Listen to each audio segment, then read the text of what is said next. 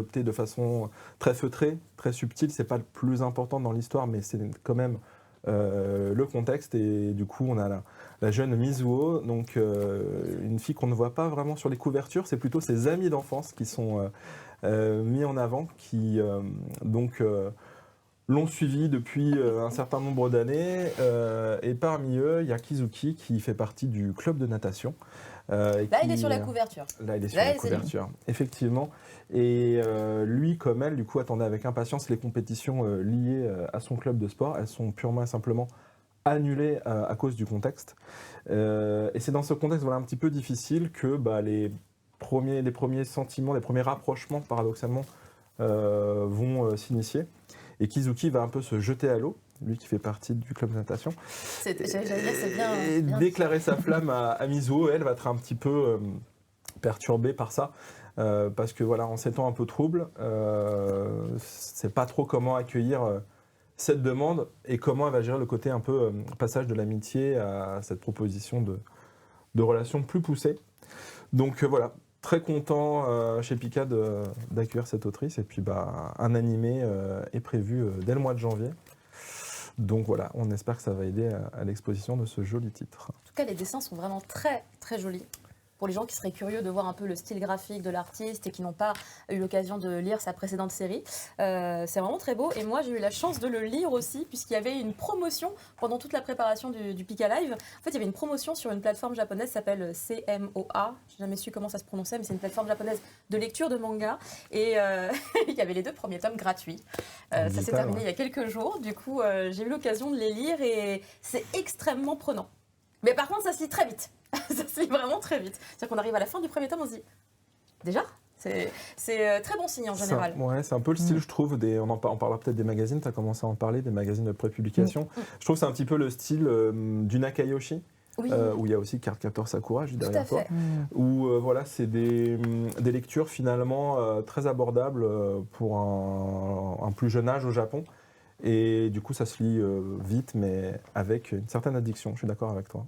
Ah oui, moi j'étais très contente de pouvoir enchaîner sur le 2. Et puis quand je me suis arrêtée, je me suis dit, je verrai si j'achète la suite. Mais elle arrive en français. Soyons un peu patients. Soyons un petit peu patients. Donc c'est vrai que c'est bien parce qu'en fait, ce que j'aime beaucoup aussi dans cette histoire, c'est qu'on commence, en fait, ils sont adultes. Et en fait, on se replonge dans Flashback. Les souvenirs de Exactement. 2020. Et en fait, il y a des petits moments, du coup, ayant lu 2 tomes, il y a plusieurs moments. Au début, je me disais, c'est qu'au début et à la fin du tome. Mais en voyant le tome 2, j'ai vu qu'il y avait d'autres moments dans le volume où on pouvait repasser dans le présent. Et en fait, ça reste extrêmement mystérieux, car on se dit, il y a des persos qu'on n'a pas vus, mais du coup, que sont-ils devenus? Est-ce que finalement, cette relation n'a pas marché? Ça attise la curiosité, donc ça marche vraiment bien. On a des indices de comment Mizuho a évolué et son entourage, et on veut savoir comment ça s'est passé, donc c'est exactement ça. Puis après, la plastique de tous les personnages. Oh, cette scène, on peut la montrer, t'es OK, Mehdi? Bah oui, parce qu'il se jette à l'eau. C'est ce genre de double page où ah mon Dieu, quel accident dans la cabine de douche, on n'est pas très habillé, puis on est trempé parce que l'eau s'est mise à couler. Je me suis dit, très réussi de réussir à le placer comme ça. Voilà, c'est des nageurs, il fait partie du club natation, il y aura des petits moments comme ça, bien sentis, mais toujours bien amenés. Il y a plein de très très belles pages, de très belles illustrations en tout cas, mais voilà, c'est la première annonce.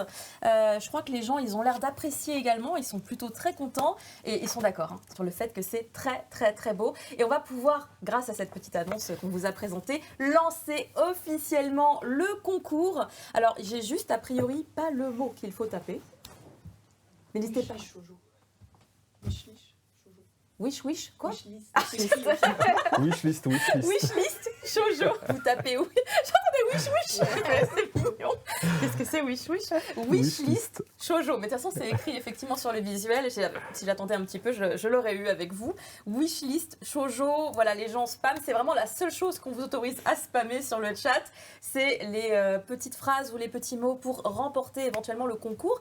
Et le tirage au sort aura lieu un petit peu plus tard. Donc évidemment, restez avec nous. On a encore plein de belles choses à vous raconter. Et là, on va commencer à vous parler du catalogue de Pika qui est assez dense mine de rien, en termes de titres shoujo, parce que en fait, c'est un des éditeurs emblématiques déjà de manga dans le paysage français.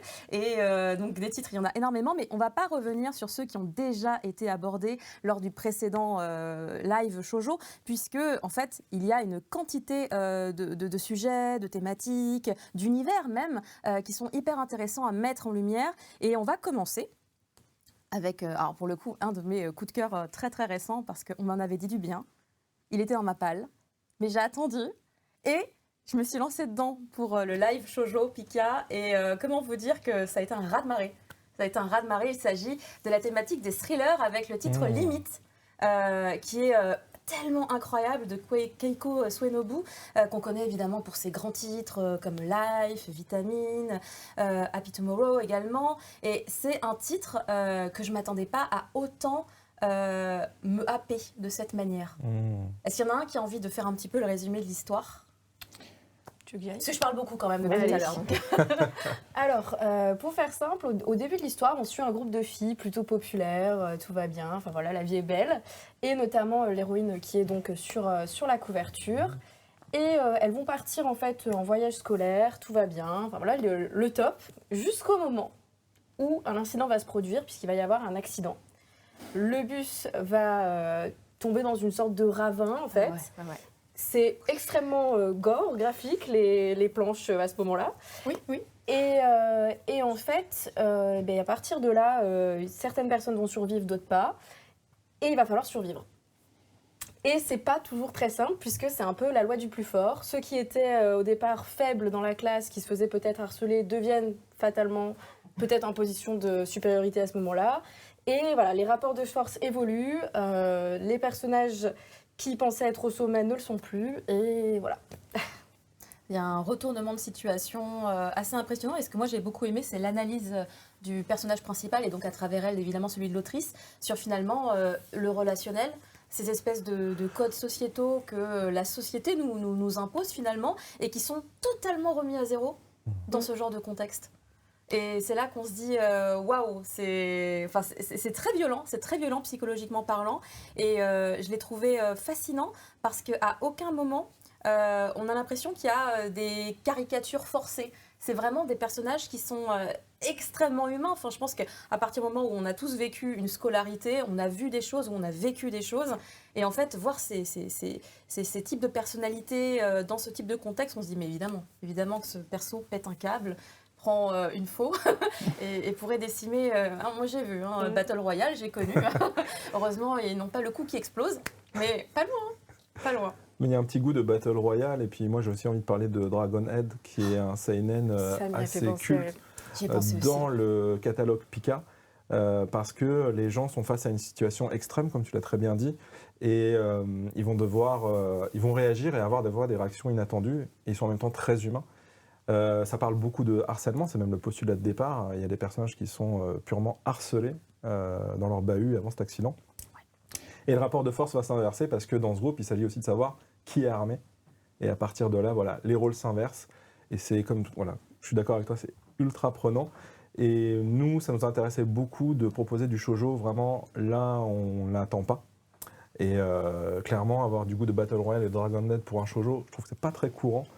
Sur le marché français en tout cas. Sur le marché français, clairement. Et c'est ça qui nous intéressait un mois de février, le mois de la Saint-Valentin. Tenez, limite. C'était un peu ça.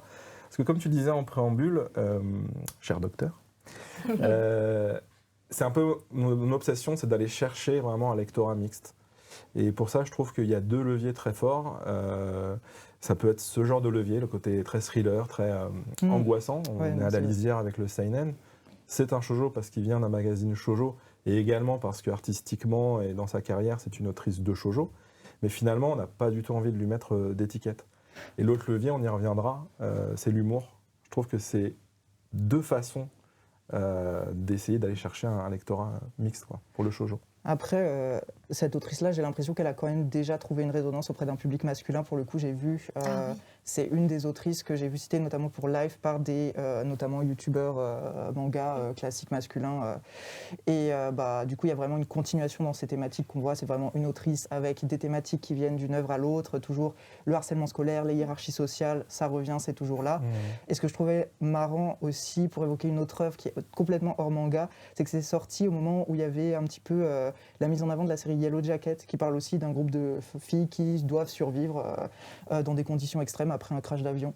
Et du coup, qui vont voir toute leur dynamique exploser, révéler au grand jour. Et donc, c'est toujours Sa Majesté des Mouches, des histoires Sa Majesté des Mouches, où on se retrouve dans des circonstances tellement extrêmes qu'on doit s'accrocher aux dernières bribes d'humanité. Et en même temps, ça va aussi dicter nos comportements. Ça fait se poser beaucoup de questions sur soi-même. Qu'est-ce que je ferais dans cette situation-là? Qu'est-ce que j'aurais fait à cet âge-là aussi? Puisque l'adolescence...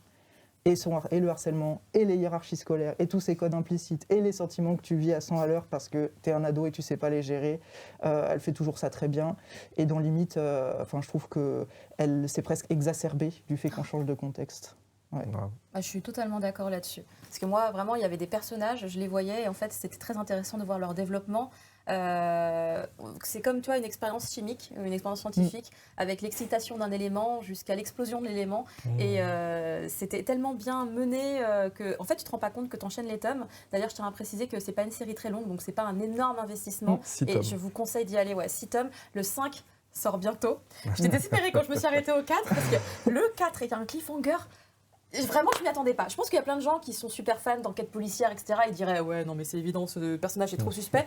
Moi, je le voyais comme un agneau. Il y a un personnage, je me disais oh, il est lumineux, il est solaire. Non, il y a rien. Oh mon Dieu, je suis plus du tout à l'aise. Donc j'aimerais bien effectivement avoir rapidement le prochain, mais ça se termine en 6 volumes. Et au vu de comment ça se passe le tome 4, on sait ce qu'il y aura dans le 5. Et le 6e tome est évidemment là pour conclure parce qu'on arrive au bout de cette expérience sociale traumatisante. Et c'est vraiment un titre qu'il faut découvrir. Ça vous provoque tout plein d'émotions. Il y a des gens, ils étaient d'accord sur le chat. On passe par toutes sortes d'émotions. C'est extrêmement bien mené. Vraiment, n'hésitez pas. On va changer un peu de thématique. On va parler de l'univers fantastique, mythologique. On voyage, alors évidemment dans d'autres univers, mais on voyage un peu dans l'histoire aussi. Les mœurs, c'était pas les mêmes par le passé. Mais on va commencer par un titre que vous avez vu, qui a été annoncé sur les réseaux sociaux il n'y a pas très longtemps. Il s'agit de Hades, qui, alors, pour le coup, qui est pas là, parce qu'il sort beaucoup plus tard. Il sort le 23 octobre. Ouais. Comme le tome 5 de Limite. C'est beaucoup pareil. Évidemment, c'est logique, c'est leur office. Hades ou l'enfer des noces, c'est le sous-titre qui va avec la série. Là aussi, on vous a gâté à peine 3 volumes pour cette série qui donc est plutôt courte. Est-ce que tu peux nous la présenter un petit peu ? Oui, avec plaisir. En fait, on commence avec le Seigneur des Enfers. Voilà, on le voit à l'écran. Et comme vous le soupçonnez à l'écran, il a une flèche plantée au milieu du front. C'est la flèche d'Eros, que Eros lui a décochée plus ou moins par accident. C'est pas Cupidon c'est Eros. Eros, c'est la version grecque. Cupidon, voilà. c'est la version romaine. Oui. Ouais. C'est ça. Ce qui ressemblait vraiment à Cupidon avec son petit côté un peu... C'est très bien. Je savais pas. Merci pour l'information. Et le fait est que il est en quelque sorte maudit, Hadès, parce que la prochaine personne dont il croisera le regard, il n'aura d'autre choix que d'être éperdument amoureux de cette personne. Donc là, qu'est-ce qu'il fait, lui, Seigneur des Enfers, qui n'a pas le temps, il doit gérer les enfers et c'est un célibataire endurci, il se bande les yeux de façon à ce qu'il n'y ait pas de souci. Et il réalisera le vœu de quiconque parviendra à lui ôter cette flèche. Et c'est alors qu'en fait, Corée, déesse du printemps, lui tombe littéralement dessus, que le bandeau s'enlève, et là c'est le regard de Corée qui croise. Mais rien ne se passe. Il n'y a pas de sentiment amoureux qui se manifeste ou quoi aux caisses, donc il décide de lui accorder le souhait de son choix. Et le souhait de Corée, c'est que Hadès se trouve une femme. Donc, retour à la case départ. Et voilà, il est coincé. Et en fait, on va voir en fait la relation évoluer entre ces deux personnages-là. Et à chaque nouveau chapitre, c'est une nouvelle entité mythologique, des dieux, des créatures de la mythologie grecque qu'on va croiser. Et bien souvent, c'est chaque fois des personnes qui veulent conclure avec Hadès. Et lui, il est toujours dépassé un peu par les événements, mais jamais par ses émotions. Il reste toujours très voilà, placide, digne, c'est quand même le roi des enfers. Et à côté de ça, voilà, c'est un vrai plaisir. Moi, c'est un énorme coup de cœur, shoujo, voire même lancement en général cette année pour moi chez Pika. Parce que bon, la mythologie grecque, moi, c'est quelque chose qui m'a toujours Qui te plaît. fasciné. Je crois que ça plaît à beaucoup de monde. Ça ouais. plaît Vraiment, à beaucoup de monde de manière générale, c'est clair, surtout en France. C'est assez rare d'avoir du contenu comme ça en manga, je trouve. Bien au documenté Japon. aussi, en un sens, en plus. Et c'est ça, c'est que là où j'ai envie d'insister, c'est que l'autrice n'est pas du tout dans un costume trop grand pour elle. Elle réinvente, revoit avec beaucoup de fantaisie et d'humour, voilà, j'y reviens à l'humour, et d'exubérance même des mythes qu'on connaît bien. Et c'est vraiment fidèle aux mythes qu'on a vus à l'école ou sur lesquels on s'est renseigné. Mais avec sa touche à elle, c'est-à-dire que même pour le chara design des dieux, elle s'éclate, ça se sent. Il y a toujours Zeus et Poséidon qui charrient Hadès. Et Zeus, lui, il a les cheveux un peu électriques. Poséidon, il a un peu des dents de requin, quoi. Enfin, il y a quelque chose de très drôle. On pourrait aussi parler de Cerbère, qui a une version flippante, comme le Cerbère, le chien à 3 têtes géant qu'on imagine. Et Les versions de Chibi, qu'on a tous envie d'avoir en peluche. Ils ont 3 boules de poils, 3 têtes de chien inoffensifs. Voilà, c'est un pur plaisir, ce manga. Comme tu l'as dit, il est en 3 tomes. Et pardon, là, c'est moi qui parle beaucoup, mais c'est vraiment un coup de cœur absolu. On a senti qu'il y avait une passion Coup de cœur absolu. foudroyante derrière. Exactement, et c'est pareil pour mon équipe, dont Anna qui s'est occupée de l'édition. Et en fait, on est très content parce que on propose dans le livre en fait des pages couleurs qu'il n'y avait pas dans l'édition japonaise, parce qu'elles étaient beaucoup trop sublimes pour que le lectorat français échappe à ça. Et en plus du plus, à la fin du tome 1, on a un épilogue qui n'était disponible qu'en ligne dans le Comic Walker de Kadokawa et qui explique en fait comment Hadès s'est pris cette flèche. Donc c'était un peu dommage là aussi que les lecteurs passent à côté de ça. Et si à la régie on peut remettre l'illustration que l'autrice a fait. Et alors là, c'est spontané à partir du moment où le concept a été approuvé, lancé, signé, etc. Chez Kadokawa, on a vu popper ce dessin quand on a annoncé Hadès il n'y a pas très longtemps. Et voilà, spontanément et sans qu'on ne le demande rien, il y a l'autrice qui a du coup fait ce petit dessin accompagné d'un post. Voilà, c'est son couple de héros en France, de toute façon. Avec les macarons, les baguettes, la tour Eiffel. Une décorne d'Hadès en forme de tour Eiffel. Et l'horrible Cerbère, qui a vraiment la rate. On dirait des petits Mokona. Je veux pas. Alors, peut-être pas Mokona, que comment s'appelle l'inspiration est là. la version black de. Mokona, c'est la version blanche, je crois. J'ai oublié les noms. Mais on dirait trop. Enfin là, celui de droite, là. Celui de droite, parce que j'ai les deux en peluche à la maison. Et du coup, je me dis, attends, c'est le même que ma peluche. Et même le merci qu'elle a écrit en français, c'est un peu inspiré carrément de notre logo. Donc on était tellement contents d'avoir ce petit retour avec un petit post qui, elle mettait en avant l'édition qu'on a pu proposer. Donc vraiment, un coup de cœur en 3 tomes. Sur la mythologie grecque et en shoujo, je trouve que c'est là aussi il y a un petit côté frais dans la diversité que ça peut proposer. Je suis totalement d'accord et les gens sont bien hypés sur le chat aussi. Ça fait très très plaisir de lire les retours. Ils adorent aussi l'illustration. Je trouve que c'est trop mignon et ils ont bien raison. C'est très très chou. On va passer à un autre titre en restant dans la mythologie grecque, mais d'un niveau totalement différent. Il s'agit de Fallen Zeus, qui alors ne sort pas chez Pika, mais chez Nobinobi. La couverture est ultra mignonne, je trouve, en un sens, puisqu'on a des personnages avec des grands yeux. Vraiment, il y a un côté un peu cute, je trouve, à la couverture. Mais ne vous y fiez pas trop, on n'est pas sur un titre ultra mignon. C'est une histoire un peu tragique, quand même, en un sens. Est-ce que tu as envie de nous en parler aussi? Parce qu'en fait, moi, je n'avais, à titre personnel, pas trop bien compris pourquoi elle était chez Nobinobi, parce que j'ai une image de ce qui va chez Nobinobi, mais peut-être que j'ai une image un peu fausse, car je trouve que c'est un titre qui est presque cruel, un peu sur pas mal d'aspects.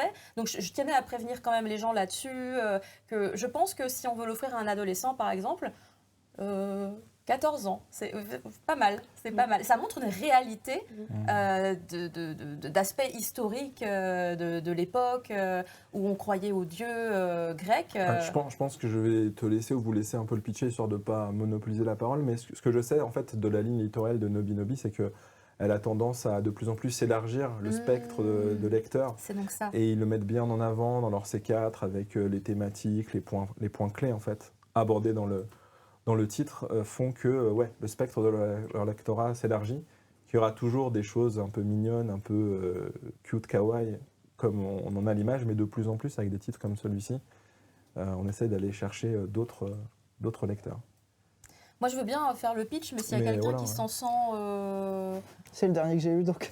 Ah, bah écoute, Ouais, vas-y. avant, j'ai une petite préambule pour parler aussi de Hades vite fait. Juste, Ah oui, très avec plaisir, rapidement. on parle d'Hades. Les deux ont un dessin hyper bien tapé. Donc il y a vraiment un des trucs qui ressort souvent sur le shoujo, c'est moins bien dessiné, Mais qui moins ose bien. dire ça? Non, Mais mais Baliverne, Des gens disent que Oui. c'est moins bien dessiné, mais juste il y a une réalité éditoriale, c'est que les autrices de shoujo sont moins payées, Oui. elles ont moins de temps, moins d'argent, donc souvent elles font moins de décors, moins de beaux trucs. Là, dans les deux, c'est juste, ce serait absolument injuste de le dire, c'est hyper bien tapé. Genre vraiment, il y a des planches d'Hades qui m'ont laissé sur le cul, c'est magnifique. Et les designs ont ce level de détail justement qu'on trouve dans le jeu vidéo Hades. Ça me l'a beaucoup rappelé avec vraiment une réinterprétation personnelle et pop des dieux, tout en étant très historiquement accurate. Enfin, il y a Oui. vraiment le dessin superbe sur Hades, et sur Phalanzus, j'ai la même observation, vraiment très très beau C'est dessin. très, très, très beau. Et en plus avec des designs qui sortent un peu de ce dont on a l'habitude en shoujo, notamment sur les personnages plus adultes, qui ont vraiment un design grec qui rappelle, disons, l'imagerie de l'époque, les vases et tout. Qu'on peut voir sur les sculptures Ouais, aussi. sur hein. les sculptures, il y a un travail sur les physionomies qui est différent, même si le jeune héros, pour le coup, est beaucoup plus l'image classique qu'on se fait d'un design shoujo. Donc pour pitcher, j'y viens enfin. Et le dessin est très très beau, c'est quand même un argument Je suis important. totalement d'accord.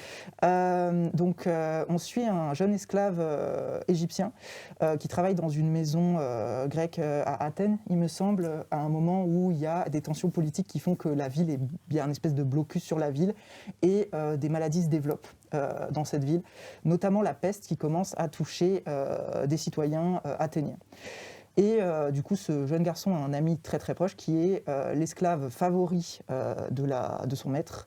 Donc disons qu'il y a des choses intimes qui se passent avec le maître parce que c'est l'époque, parce que ça se faisait à l'époque, que c'était très répandu, que c'est dans les mœurs. Et il se trouve que la peste atteint son maître et atteint son ami esclave. L'ami esclave, évidemment, c'était des meubles à l'époque, on s'en fiche, personne ne le soigne, et c'est une tragédie pour le héros parce que c'est son ami le plus proche, il rêvait d'être affranchis ensemble, de vivre libre, et son ami meurt. Et là, il découvre, en fait, en faisant face à Hadès, dieu du monde des morts, qu'on a vu du coup dans le manga précédemment Il cité. n'a pas le même style. Hein. Il n'a pas le même c'est un style, autre délire. mais le design est très intéressant aussi, Ouais, je trouve, oui, très l'interprétation charismatique. des dieux. Et Hadès, dans les deux, c'est chef's kiss pour les fans de Hadès, les fans de Lore Olympus qui aiment Hadès. Là, on a aussi des très beaux Hadès. Et donc, ce Hadès l'identifie comme une réincarnation de Zeus qui, il y a 1000 ans, vu qu'il était trop tyrannique et qu'il faisait trop n'importe quoi, c'est un peu la réputation qui se tape et ça a l'air plutôt mérité vu les mythes, a été maîtrisé, enfermé, scellé ouais, par ses enfants, et donc se retrouve dans un cycle de réincarnation. Et là, Hadès l'identifie, et il va falloir que le jeune esclave qui voudrait ressusciter son ami, qui est mort du coup, et Zeus qui veut retrouver ses pouvoirs, cohabitent dans ce corps et s'entraident, disons, Hadès. pour la suite. Très beau Hadès. Très élégant, très raffiné. En plus, il arrive sur une double page magnifique, Ah oui. un spread avec cette longue silhouette noire, très belle gestion des noirs et blancs, toujours le graphisme. Voilà. Donc moi je trouve le titre hyper intéressant, c'était un des coups de cœur dans les titres que j'ai découverts, Moi aussi. puisqu'il a beaucoup de profondeur dans ses thématiques, C'est une double et il y a un travail effectivement sur les mœurs au niveau historique, et même au niveau graphique en fait, dans les designs des personnages grecs, etc., qui est assez impressionnant, je trouve. Donc quelque chose de très maîtrisé. Je crois que c'est dans cette série-là, à la fin du premier tome, j'avais vu, il y a une bibliographie de toute la documentation que Ouais, il y a des l'autrice a petites, utilisée. Il y a de Ça la se vulga sent. entre les séquences aussi, avec des petites explications sur Oui. les statuts des citoyens, sur les mœurs, etc. Et c'est bien fait, en fait, ça s'intègre vraiment à la narration, parce que quelquefois, il y a des auteurs qui vont couper la narration et t'asséner une énorme... c'est comme ça l'histoire. Là, c'est très bien intégré, ça marche super. Ouais, c'est vraiment fluide et efficace, quoi. On intègre vite les codes, on s'attache vite aux personnages. C'est vraiment efficace, et surtout, encore une fois, dans un univers qu'on voit assez peu. En tout cas, j'ai l'impression de ne pas voir régulièrement des titres sur la mythologie. Et pourtant, c'est vrai que c'est un sujet qui est vaste, avec des réécritures de personnages qui peuvent être intéressantes. Et franchement, ouais, très bon titre. Enfin, moi, personnellement, j'ai vraiment bien aimé. En tout cas, je précise, parce qu'on a l'impression qu'on le met un peu de côté, mais c'est un titre quand même assez cruel. Hein. Ne le donnez pas à des petits de 8 ans. C'est un Non. peu... Voilà. Après, en fait, je me dis, je côtoie des parents qui ne connaissent rien au manga. Et je sais que du coup, naturellement, ce genre de chara design, ils vont Ouais. avoir l'impression Mmh. oh, bah ça a l'air d'être pour les plus jeunes. Alors que pas du tout. Pour le coup, il est incroyablement intéressant, il est beau. Enfin, toutes les qualités dont on a parlé, vraiment, il les mérite amplement. Hein, il mérite qu'on en parle. Mais juste attention. Pas pour les plus jeunes. Moi, je ne mettrais pas ça dans les mains de mon gamin. Hein. Il est encore un peu trop petit, mais c'est génial à lire. Vraiment, c'est captivant. C'est une série qui est toujours en cours. Hein. Pour le coup, là, on n'est pas sur une série courte. J'ai vu qu'on avait 4 volumes en cours au Japon ou quelque chose Ouais, c'est dans quelque ce chose comme style-là. ça, ouais. Et je tiens à dire que la traduction, elle aussi, est aux petits oignons, parce que comme pour Hadès ou Oui. l'Enfer des Noces, on a la même traductrice, Fédoa Lamodière, dédicace. C'est la plus incroyable, la plus talentueuse, la plus lumineuse, j'ai Non, envie faut de pas dire comparer aussi. les traductrices. Non mais c'est parce que c'est ma copine. Ah voilà, c'est ça. Non, après, en toute honnêteté, ce qu'on peut Oui, aussi oui, dire, non. c'est que c'est une des traductrices qui est vraiment dans le paysage de la Très traduction chevronnée. manga depuis super longtemps. C'est parmi les, Bien peut-être pas sûr. les premières, parce qu'il ne faut pas exagérer, mais ça fait plus de 20 ans. Ça fait plus de Ah, 20 ans ouais. qu'elle traduit du manga. Donc, en plus, elle adore ça. Elle adore ce genre d'univers. Qu'est-ce que tu crois? Parce qu'elle-même C'était fait un exprès. manga et oh bah tiens, enfin bref, je vois totalement la connexion. Je me disais que c'était très agréable à lire. C'était pour ça. Mais non, je trouve que voilà, c'est une incroyable traductrice, donc ça rajoute vraiment une plus-value supplémentaire à la qualité de cette publication française. Donc ça, c'est les titres qui sont à venir très très bientôt dans le catalogue. Alors Pika et Nobi Nobi, puisque ce sont dans les 2 maisons d'édition. Et vu qu'on est un petit peu dans l'univers finalement aussi de la fiction fantastique, on va pouvoir arriver à une nouvelle annonce. Tum, tum, tum, tum, tum, tum. Ça arrive comme un cheveu sur la soupe, on dirait un petit peu. Mais quel sera ce titre? Alors, ce n'est pas un titre sur la mythologie grecque. Il s'agit de ce titre qui est donc... Alors, Kizumono no Hanayome Zumono, C'est ça. c'est ça. Mais Et, qui a un nom français déjà pensé. Oui, exactement. Donc, Kizumono no Hanayome, le titre français sera L'épouse d'Anné et le chasseur de démons. Donc c'est ce duo que vous voyez à l'écran. Donc on est dans un Japon du tout début du XXe siècle avec du coup Nanao qui est une jeune fille qui a été kidnappée par un ayakashi. Donc un ayakashi c'est une sorte Une de créature, créature surnaturelle du yokai proche japonais. du côté voilà yokai. Enfin, du folklore japonais. Et pardon. qui a été en fait maudite, voilà, qui a un sceau en forme de cicatrice au milieu du front. Et à partir de ce moment-là, son existence est devenue vraiment misérable, c'est-à-dire que sa famille l'avait promise à un héritier de clan important, ses fiançailles du coup ont été rompues, c'est même sa cousine dans sa propre famille qui a pris sa place. Elle est désormais obligée de vivre cachée derrière un masque pour cacher cet horrible sceau qui lui vaut le surnom de d'écorché. Et à partir du moment où elle rencontre Yako, donc un autre héritier de clan, le clan Beni Tsubaki, qui lui du coup est un chasseur de démons, son masque en fait va tomber par inadvertance, un petit peu comme le bandeau d'Hadès, j'y reviendrai toujours tout au long du live. Et lui va pas du tout être choqué par cette malédiction, au contraire il va être plutôt subjugué par sa beauté et irrésistiblement attiré par elle. Donc il y a beaucoup de surnaturel en fait dans cette histoire. Il y a vraiment une vibe à la Mayapi mariage, de par le contexte de un Japon qui bascule dans une modernité beaucoup empruntée à l'Occident. Oui. Voilà, nimbé de surnaturel parce que ce chasseur de démons, il a les yeux écarlates et il cache aussi un secret derrière ça lui-même. Voilà, c'est vraiment un univers qui est très fascinant, très hypnotique. Là aussi avec des graphismes somptueux, ce sera pour un prochain live, on vous montrera évidemment plus de planches. Mais c'est un carton au Japon, c'est adapté d'un roman à succès. Et voilà, ça sortira à partir d'avril 2025 si je ne fais pas erreur. En tout cas, moi j'avais l'information 2025, donc C'est avril, moi je dis 2025, ok. c'est sûr, mais voilà. Ce Moi, sera- si tu veux, il ah n'y ouais. a pas de souci. Je note aussi que donc, c'est un titre qui a été prépublié dans le Palsy de Kodansha. Le Palsy, c'est une application mobile en fait, et non pas un magazine traditionnel. Ouais. Et c'est vrai que ça, c'est quelque chose qu'on retrouve de plus en plus actuellement au Japon. En fait, des titres qui vont non pas être dans des magazines papier, Tout à fait. mais qui vont se retrouver directement en publication sur des plateformes. Là, en l'occurrence, il s'agit d'une application, mais c'est vrai que la consommation numérique au Japon, c'est un vrai sujet. Ils sont tellement en avance Ouais. sur nous là-dessus. C'est ça, parce que finalement, les ventes en numérique sont équivalentes, voire dépassent en fait Dépassent les ventes maintenant, ouais. en manga papier ou magazine papier.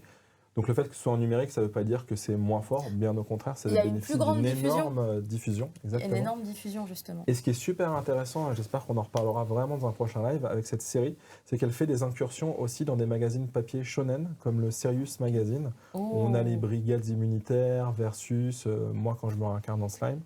Et c'est bien la preuve que les éditeurs jouent sur plusieurs tableaux parce qu'ils savent qu'avec ce genre de personnage, ce genre d'histoire, ils peuvent toucher un lectorat mixte.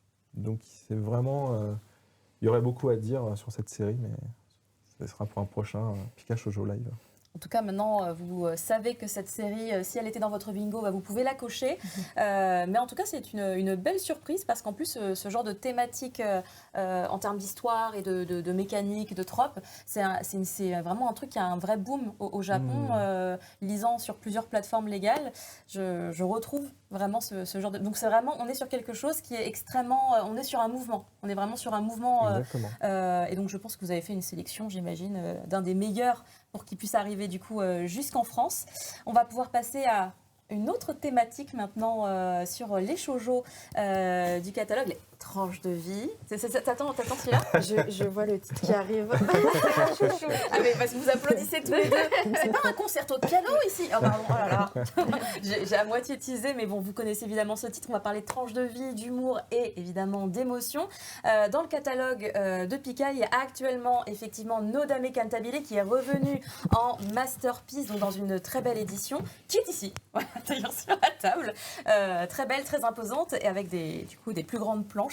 Et donc ça, c'est ton coup de cœur. C'est ce que j'ai cru comprendre. Ah, Là, bah oui. Ah non, mais c'est un titre qui me suit depuis longtemps. En plus, j'ai découvert avec l'animé parce que, en fait, alors, petite anecdote, j'ai fait de la flûte traversière pendant très longtemps. Et en fait, j'ai arrêté un moment parce que voilà, j'en avais un petit peu marre. Et j'avais quand même envie de lire un titre qui parlait de musique. Alors, j'avais enchaîné plusieurs titres. Et celui-ci, en fait, ça parle quand même spécifiquement de musique classique, du coup, qui ressemblait plutôt à ce que je jouais, en tout cas. Et du coup, je me suis penchée sur ce titre via l'animé. Et j'ai adoré, je me suis jetée sur la première édition que j'ai adorée. Nodame Cantabile, c'est l'histoire de Nodame, qui est une... Elle s'appelle Nodame Megumi. Ah oui, Nodame Megumi, mais... D'où Nodame. Voilà. Et donc cette jeune femme, c'est un personnage assez particulier, rocambolesque, excentrique, je sais pas, voilà, c'est un peu compliqué de définir cette héroïne puisque... Est-ce que je peux me permettre juste de t'interrompre, mais Oui. avant que tu reprennes, parce que tu as l'air au moins autant à fond que Elsa, l'éditrice de mon équipe qui s'occupe de ce titre, qui la qualifie en fait de stalkeuse je m'en foutiste, hyper bordélique, égocentrique, obsessionnelle et voleuse. C'est vrai que Qui ne se laisse amadouer que par des goodies d'animés d'enfants de 4 ans. Et avant que tu continues, voilà, je voulais... Effectivement, c'est comment la c'est définir une bonne, chercher comment la c'est ça. décrire, effectivement. C'est parfait, effectivement. Voilà. Donc, ce personnage va être au centre de l'histoire et c'est vraiment, enfin, sur son passage, c'est un ouragan, quoi. Elle arrive, elle fait n'importe quoi, on peut pas la louper. Et elle va faire la rencontre d'un pianiste qui, lui, est tout l'inverse. C'est-à-dire qu'il est vraiment le musicien Métronome, le classique, gars. rigide. Chef d'orchestre. Il n'est pas là pour rigoler. Enfin voilà, c'est vraiment pas, c'est l'opposé en fait de notre héroïne. Et en fait, à partir de là, il va y avoir une relation qui va se développer entre ces deux personnages. L'un est d'abord dégoûté par cette fille qui fait un peu n'importe quoi et qui est vraiment parfois un peu sale, on va dire, dans son appartement. Bordélique. Alors, t'es gentil quand même, Oui, hein. C'est parce que tu l'aimes bien. Je pèse mes mots. Mais en fait, ça va vraiment être un récit qui est à la fois très drôle et très touchant, puisque cette héroïne, elle va se révéler au fur et à mesure, la relation entre les deux personnages va s'étoffer. Et en fait, moi, pour moi, c'est un classique, quoi. Il faut l'avoir lu. C'est vraiment, si vous aimez les romances, si vous aimez l'humour, si vous aimez la musique, eh ben, c'est parfait. Allez-y. Pour moi, c'est le titre à pas manquer, quoi. En plus, dans cette édition, c'est trop chouette. Et du coup, je peux te poser une question. Est-ce que ça t'a donné envie de rejouer de cet instrument? Parce que Elsa, par exemple, qui suit du coup et supervise la série, qui n'a pas forcément d'attrait pour la musique classique, en le lisant, en travaillant dessus, elle a envie d'aller voir des concerts. Elle s'intéresse à la musique classique. Je trouve ça incroyable quoi, que ça puisse procurer ça. Moi, ça m'a envie de faire du piano. Bah, ça m'a donné envie, mais on voit d'ailleurs un petit peu dans le manga que la musique, c'est quand même un milieu très exigeant. Ouais. Pas toujours très facile. Et j'avoue, j'en referai peut-être plus tard, mais pour le moment, j'ai eu ma dose, quoi. Après, tu peux en refaire pour toi. C'est un des sujets aussi. Là, ils sont tous en fac de musique à l'université. Donc, il y a évidemment une rigueur qui est importante, puisqu'il y a même une compétition. On veut être le meilleur, on veut pouvoir aller en Allemagne, aller voir le chef d'orchestre. Il y a une vraie quête à être le premier. Moi, je trouve que Nodame, en tout cas, elle donne envie de faire de la musique pour le plaisir, de faire de la musique aussi. Mais Nodame, c'est un petit génie, quoi. Moi, je n'ai pas son talent, en fait. Elle fait quoi? T'as fait quoi?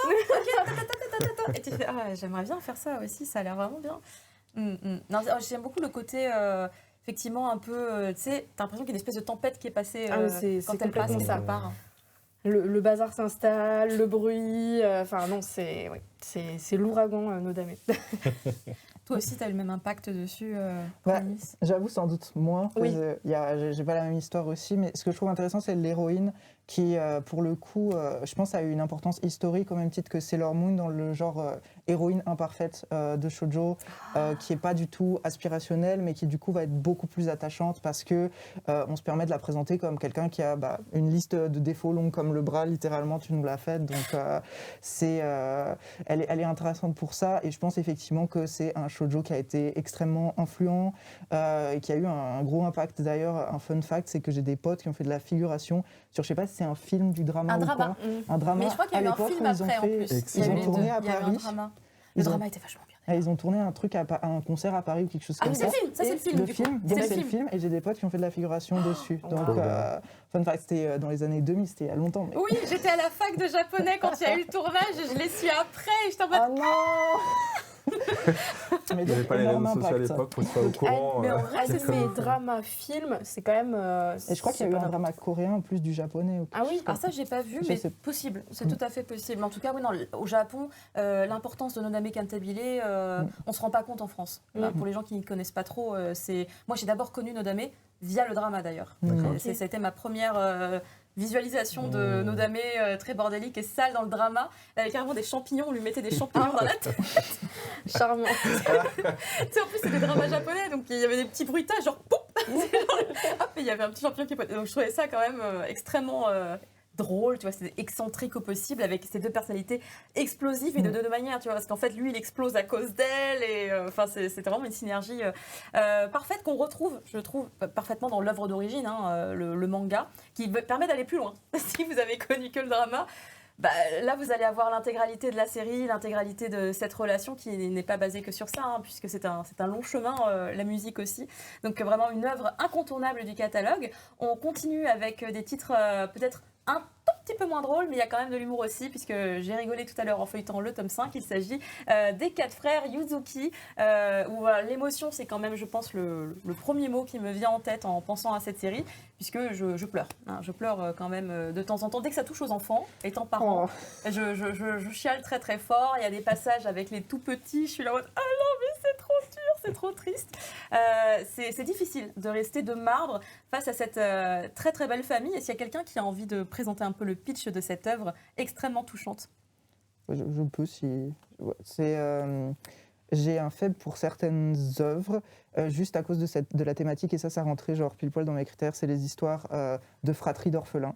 Les fratries d'orphelins, genre vraiment dans mes veines tous les jours, matin, midi, soir. Donc là, on a 4 frères, du coup les 4 frères Yuzuki qui ont perdu leurs parents.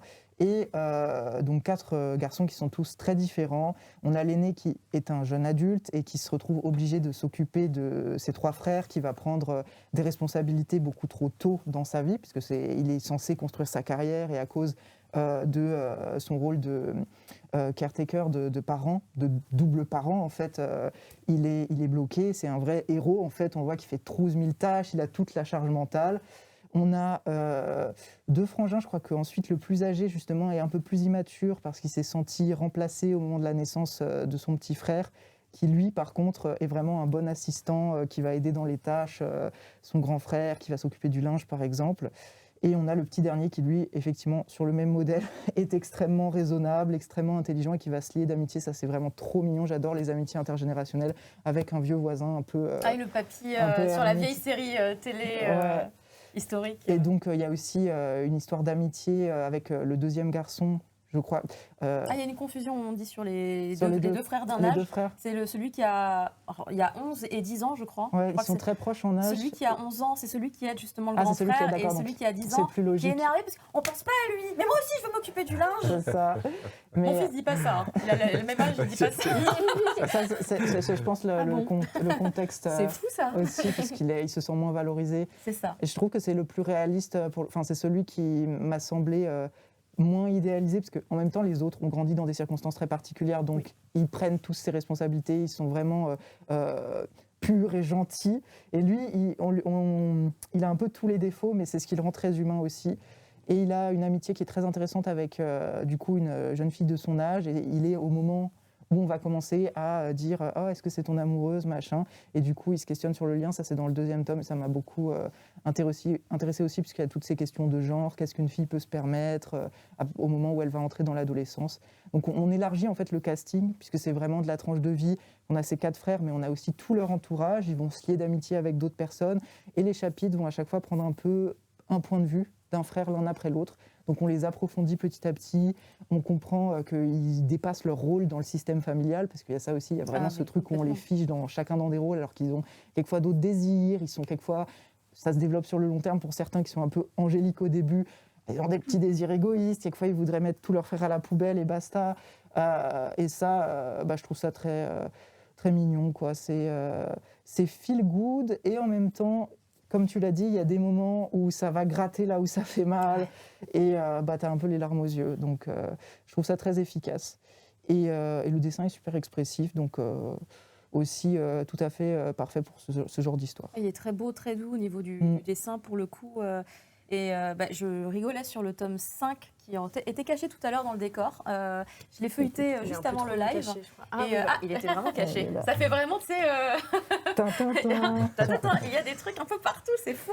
Et en fait, dans ce tome 5, je ne sais pas si vous voyez un petit peu la couverture, mais je suis presque émue de revoir cette illustration puisqu'elle correspond à une histoire qui se trouve, on va dire, sur la dernière moitié du tome. Et en fait, ça, c'est les parents de nos 4 frères. Et avec ici, du coup, le grand frère, l'aîné, qui aujourd'hui est un peu le parent de ses trois frères.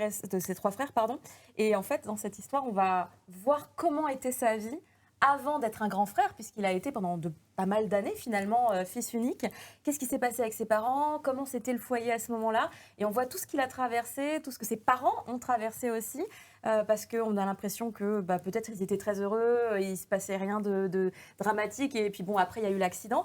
Non, il y avait des bails, il s'est passé des trucs, et c'est hyper touchant. C'est vraiment hyper touchant. Je vous le dis encore une fois, on ne peut pas rester de marbre face à ce type d'histoire. Et malgré tout, on rigole beaucoup parce qu'il y a des petits moments d'humour qui sont hyper bien positionnés dans le scénario pour justement nous permettre de finalement ne pas aller trop chercher de mouchoirs pendant notre lecture. Donc ça réadoucit un petit peu l'ensemble et le dessin qui est vraiment très très beau aussi. C'est parfait. Vous m'avez non seulement donné envie de m'y mettre, mais de pousser jusqu'à ce tome charnière là, parce que celui-là, on a trop envie de faire partie de la famille là. En plus, le tome 5, il commence, il est très drôle parce qu'en fait, on a, on va dire, un personnage qu'on n'a jamais vu, et dont on a parlé, mais qu'on n'a jamais vu. Il apparaît littéralement comme ça. C'est super drôle et il y a même une vibe boys love pendant, je sais pas, 20 pages. Et puis après, c'est oublié, mais qu'est-ce que c'était drôle! Et puis après, on part dans l'émotion. Je fais, oh là là, il y a tous les éléments. C'est incroyable. Un autre titre, pareil chez Nobinobi, si je me plante pas, Monsieur Méchant va détruire la Terre après ses congés. Un peu comme les 4 frères Yuzuki, c'est un titre qui a bénéficié d'un animé au moment de sa sortie. Il me semble que c'était à peu près la même période de souvenirs. Moi, ce qui m'avait beaucoup marqué sur ce titre, Ça fait vraiment fille hyper intéressée. C'est qu'il y a un moment où on voit Monsieur Méchant, il sort de la douche, ou il se brosse les dents, je sais plus. Mais j'ai fait ah, il y a du fan service, c'était inattendu. Vu le sujet, je m'y attendais absolument pas. Mais ça, c'est pour le coup, c'est un titre qui a un peu son my pace, tu vois. C'est vraiment, il y a un rythme. C'est pas un gros shonen de baston. On est complètement sur autre chose, mais l'univers du Sentai est vraiment présent avec ses codes qui sont liés aux super-héros japonais. C'était très intéressant et en fait le décalage est super incroyable entre le méchant effectivement qui est là sur Terre, il doit conquérir la Terre, il doit combattre les super-héros mais et pas aujourd'hui, je vais aller voir les pandas au zoo. c'est juste génial et c'est vrai que ça passe bien, c'est tranquille. Ça me fait un peu penser au final à ce contraste à Hades justement, avec le côté un personnage c'est la très même base. rigide Ouais. et très froid, et puis des trucs complètement qui n'ont rien à voir et qui leur tombent un peu dessus. Et voilà, il y a un peu ce jeu de contraste entre du coup l'écriture du personnage et les situations qui sont comiques. Voilà, sauf que Hades ne fait pas des papouilles au Cerbère parce qu'il n'est pas en mode « Oh, vous êtes trop mignon », alors que lui... C'est dans le tome 2, hein. Peut-être dans le tome 2, t'as raison. J'ai pas lu le tome 2, donc j'avoue, je ne sais pas. Est-ce que je peux vous retrouver Monsieur Méchant qui sort de la douche? Je suis trop gentille. Il sortait pas de la douche, mais j'ai vu cette illustration, c'est vers le début en plus. Je me suis dit, voyons, ça va, tranquille. C'est pas du tout. En fait, comme j'avais une idée de ce que j'allais avoir entre les mains, voir ce genre d'illustration qui attise le public que je suis, j'étais très étonnée, voilà. C'était très surprenant. Puis après, les relations avec les autres héros, parce qu'il y a même des tout petits. Enfin, c'est très rigolo. C'est très rigolo. Et finalement, les gens les plus vicieux sont pas forcément que du côté des méchants. Et ça, c'est peut-être un truc un peu plus classique qui revient de temps en temps. Ouais, il me semble que les droits du travail sont plutôt respectés aux enfers, ce qui est assez surprenant. Mais... Oui, ils respectent. Chez les méchants, ouais, voilà. C'est ça. Mais c'est dimanche. Qu'est-ce que tu fais là, attaquer des humains? Va au parc. Ah, c'est mieux qu'au Japon au final. Ouais, il n'a pas l'air d'y avoir d'heures sup. Après, c'est parce que c'est un bon chef. A priori, lui, c'est qu'il a décidé, on respecte le temps de travail des super vilains. Et c'est très bien pensé. Je vous rappelle qu'il y a actuellement un concours que vous pouvez encore tenter de remporter, puisque... Apparemment. Ah, je crois que. Ah, le tirage au sort a déjà été fait? Ah, il a été fait quand? Il y a longtemps. Oh, excusez-moi, je pensais qu'en fait on vous laissait le temps de participer, mais en fait non, il faut être rapide en fait. Vous avez le droit de spammer au prochain concours qui arrive très bientôt, mais c'est pas tout de suite. C'est la guerre. Faudra patienter un tout petit peu. On va arriver du coup maintenant sur la vague de romance, qu'on va peut-être passer un tout petit peu plus rapidement puisqu'on a vraiment pris le temps de vous parler des autres titres. Et là, pour le coup, les titres de romance, il y en a qui ont déjà été abordés sur le Shoujo Live Number One, mais c'est parce qu'on les aime bien. Du coup, on les a remis un petit peu ici. Mais pour parler du coup des nouveautés sur lesquelles on mettra peut-être un peu plus l'accent puisque vous ne les connaissez peut-être pas encore, on a eu tout récemment la sortie du titre Blush. Oui, tout à fait. Qui est ici, et donc tu as fait un cosplay Primus, C'est moi. le même Exactement, masque le même noir. masque Et noir. toi aussi, t'as un tsundere. Oui, il faut imaginer un rougissement permanent. La caméra, là, oh là là. Et puis, Parle-lui Chloé pour voir si rougit. Moi, je vous déteste, ne me parlez pas d'abord. Moi je parle pas aux filles. Ouais, bah voilà, c'est un petit peu ça. Vous avez un petit peu résumé Kametani, du coup, le héros qu'on voit sur la couverture, qui est, c'est ça, un faux dur qui, en fait, rougit dès lors qu'il parle à une fille, sauf que, pas de chance, il est la personnification du personnage, du héros d'animé, de l'héroïne, qui est un peu une otaku. Et en lui, il voit, en fait, ce qu'elle adore dans les animés qu'elle suit. Donc mécaniquement, elle va se rapprocher de lui, mais lui, il veut absolument garder ses distances. Et petit à petit, elle va se rendre compte que il joue un rôle qui n'est pas le sien et que ça va le rendre doublement plus attachant. Donc Blush, c'est vraiment un gros succès du magazine Dessert de Kodansha au Japon. Oui. Ça marche extrêmement bien là-bas, donc magazine de Ton visage au clair de lune, de Oh, I Met My Soulmate, d'autres titres qu'on va sûrement aborder là. Et aussi un vrai coup de cœur un peu pop, parce qu'on aborde en fait des termes très niches, finalement, tsundere, bon ça y est, otaku c'est tout à fait vulgarisé, mais à travers le personnage féminin principal, on met vraiment les pieds dans tout ce champ lexical lié à la passion des animés, des mangas et autres. Et je trouve que c'est le petit plus qui fait que c'est une lecture encore plus fraîche en JoJo. Ouais, ce que j'ai trouvé hyper rafraîchissant et qui est un point commun d'autres romances, notamment mon coup de cœur absolu, dont on va parler un peu plus tard, c'est le côté très,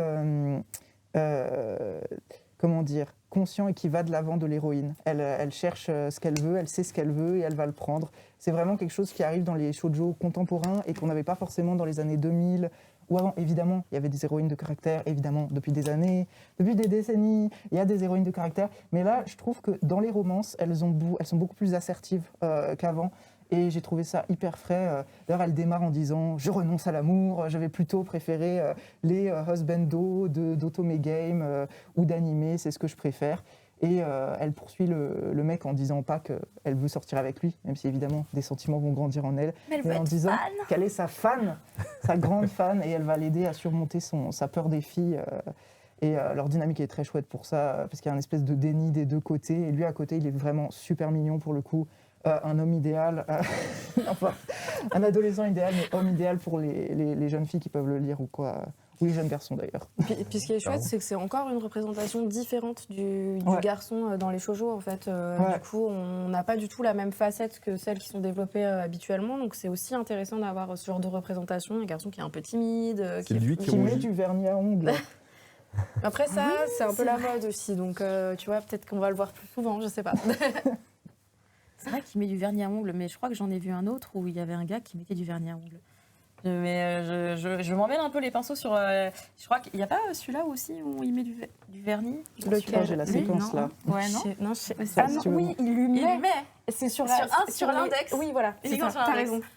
C'est un truc, il y a un bail avec les gars qui mettent du vernis. Excusez-moi. Un petit fétichisme. Lui, c'est sur les pieds. Écoute, il n'y a pas de gêne des deux côtés, a priori, jusqu'à ce qu'on prenne conscience qu'il est en train de tripoter mon pied avec du vernis. Mais oui, non, il y avait un côté. Alors, le truc, c'est que c'est très innocent en un sens. Et en même temps, c'est un peu sexy. Mais c'était très innocent en même temps, parce que oui, ils sont en mode on se rend service. Enfin, on se rend service. Il rend service surtout à la jeune fille, parce que je vois pas quel service ça lui rend à lui de lui mettre du vernis.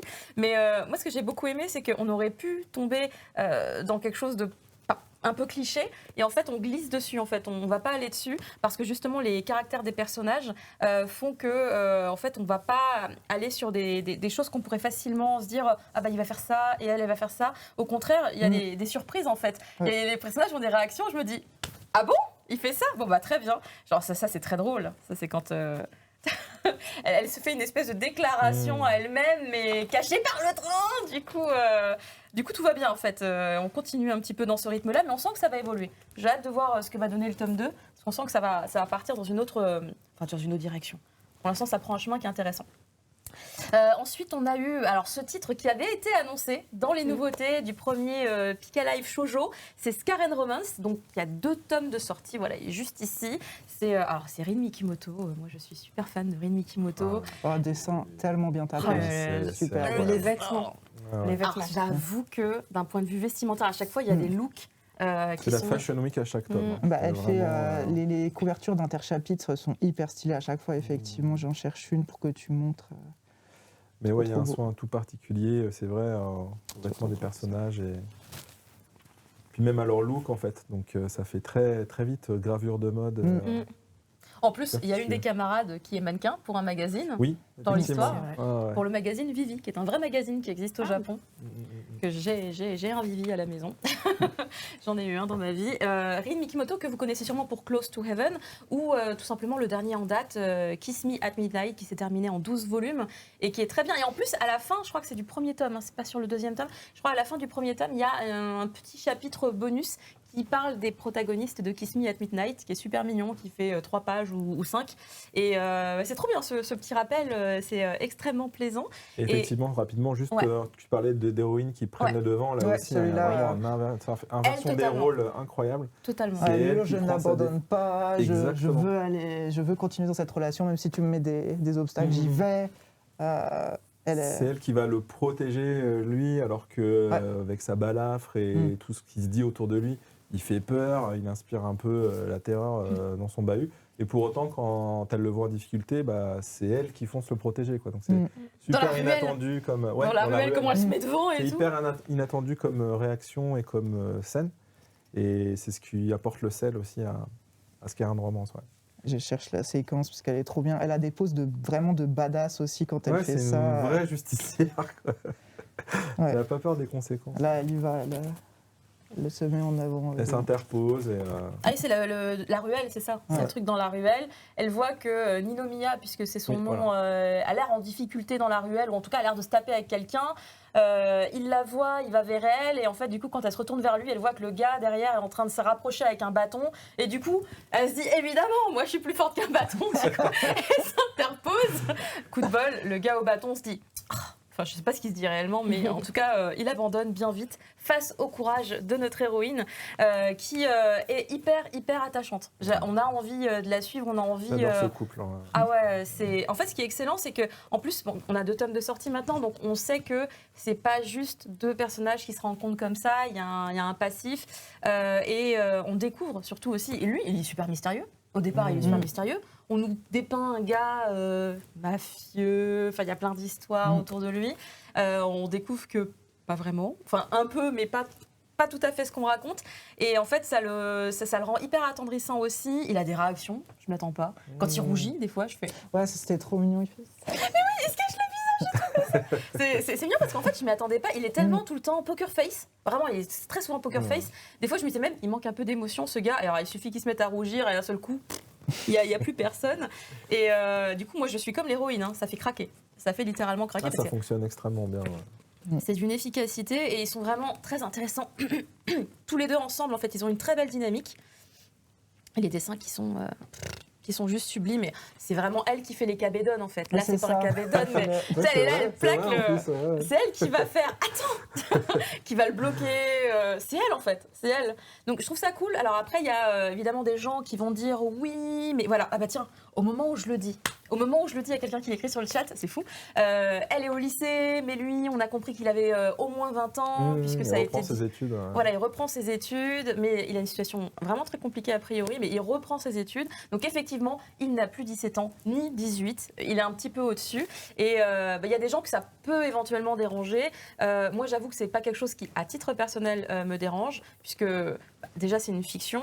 Et c'est tellement, on va dire, un trope de la romance lycéenne qui existe depuis si longtemps que, quelque part, je suis habituée en fait à ce qu'il y ait ce fantasme de la jeune fille qui craque pour quelqu'un qui est un peu plus âgé, parce qu'ils n'ont pas non plus 20 ans d'écart. Non, bien Ils sûr. ont Et puis, dans le quelques années d'écart. traitement, de toute façon, et dans les sentiments de l'un et de l'autre, il n'y a absolument rien qui dérape. Tout est. Et je trouve vraiment, que- Et le héros qui est tout le temps conscient qu'il est un Bien peu sûr. plus âgé qu'elle et qui dit tout le temps, bah non, je vais la repousser. Bah non, évidemment qu'il va rien se passer entre elle et moi. Donc lui, il est bien dans son, on va dire, dans son rôle d'adulte, et c'est elle qui brise les portes à coups de pied, Exactement ça. très fort. Elle pourrait éclater des murs en béton, on a l'impression. Mais enfin, moi, la romance, elle me plaît beaucoup. Je la trouve extrêmement charmante, à voir jusqu'où ça va aller. Donc ça, c'était pour donc Scar and Romance. Ensuite, on a donc les titres qui sont déjà édités avec pas mal de tomes dans le catalogue. Alors, on avait... Je crois qu'il est ici aussi. Oui, voilà, c'est un de mes petits chouchous. J'en avais parlé justement dans le dernier Pika Live que j'ai fait, il me semble, avec justement Pierre-Alain. Honey Lemon Soda, un titre alors qui a un nombre pas incalculable de volumes disponibles au Japon, mais quand même beaucoup. Il y en a plus de 20, si je ne me trompe Ouais. pas. Donc on va rattraper tout ça. Mais moi, c'était un titre qui m'avait beaucoup marqué quand il était sorti, parce que là encore, comme on pouvait en parler un peu pour Blush, on pourrait tomber dans des clichés ou sur des choses qu'on a déjà vues. Et en fait, je trouve que c'est tellement efficace et tellement maîtrisé que moi, j'ai pas du tout ressenti en fait ça. J'ai des amis qui n'ont pas accroché de la même manière que moi, mais en moi, ça m'a vraiment frappée d'une certaine manière, parce que je trouvais que l'héroïne, en fait, les gens disent que l'héroïne, c'est un peu une victime, etc. Mais moi, je la trouve super forte. Car elle affronte, Je suis pas d'accord. elle affronte tellement, pour moi, elle affronte tout avec une telle force. C'est tellement facile de se dire, je subis tant de choses et je vais rester chez moi, en fait. Je vais arrêter de sortir, enfin, finalement, de rester là-dedans. Et elle, en fait, non, elle y va, elle va de l'avant. Et moi, je suis admirative de ce personnage. Vraiment, moi, il m'a provoqué des frissons. Donc, je ne sais pas comment c'est possible qu'on ait autant de différences dans les ressentis. Mais moi, vraiment, j'adore ce duo. Après aussi, je pense que quand on lit beaucoup de romances, on finit par apprécier en fait les petites variations autour du trope. Enfin, je sais pas comment dire, mais moi j'adore lire beaucoup de romances, comparer et me rendre compte à quel point parfois c'est des petites subtilités d'écriture qui rendent l'écriture du personnage pertinente. En l'occurrence, moi là, je trouve que c'est vraiment une héroïne qui a envie de vivre en fait. Elle en a marre, elle s'accroche. Enfin, elle est touchante en fait parce que c'est encore un titre qui parle de harcèlement. Totalement. Pas du tout de la même façon que Limite, mais il y a toi, t'avais fait justement un parallèle j'avais fait entre les deux qui était comparatif. intéressant justement parce que c'est deux façons d'aborder le harcèlement et c'est vraiment un titre que je trouve vraiment pertinent. Et cette héroïne, on a envie de se battre avec elle en fait. On a envie de la soutenir quoi. Après, je pense que je vais lâcher le mot, quoi. C'est de la misogynie aussi. C'est le type d'héroïne qui est par exemple Toru Honda dans Fruit Basket, qui est vilipendée parce que c'est quelqu'un de gentil, c'est quelqu'un qui a une force tranquille, mais c'est quand même une force. Et elle est vraiment indestructible aussi. Je suis totalement d'accord. La force tranquille, je pense que c'était vraiment ce qui résume le mieux effectivement l'héroïne, qui s'appelle Uka, je crois, c'est ça, si je me plante pas. Faut pas compter sur moi pour les noms. C'est ça, c'est Uka. Ah ouais, elle s'appelle mélange un peu les pinceaux. Voilà.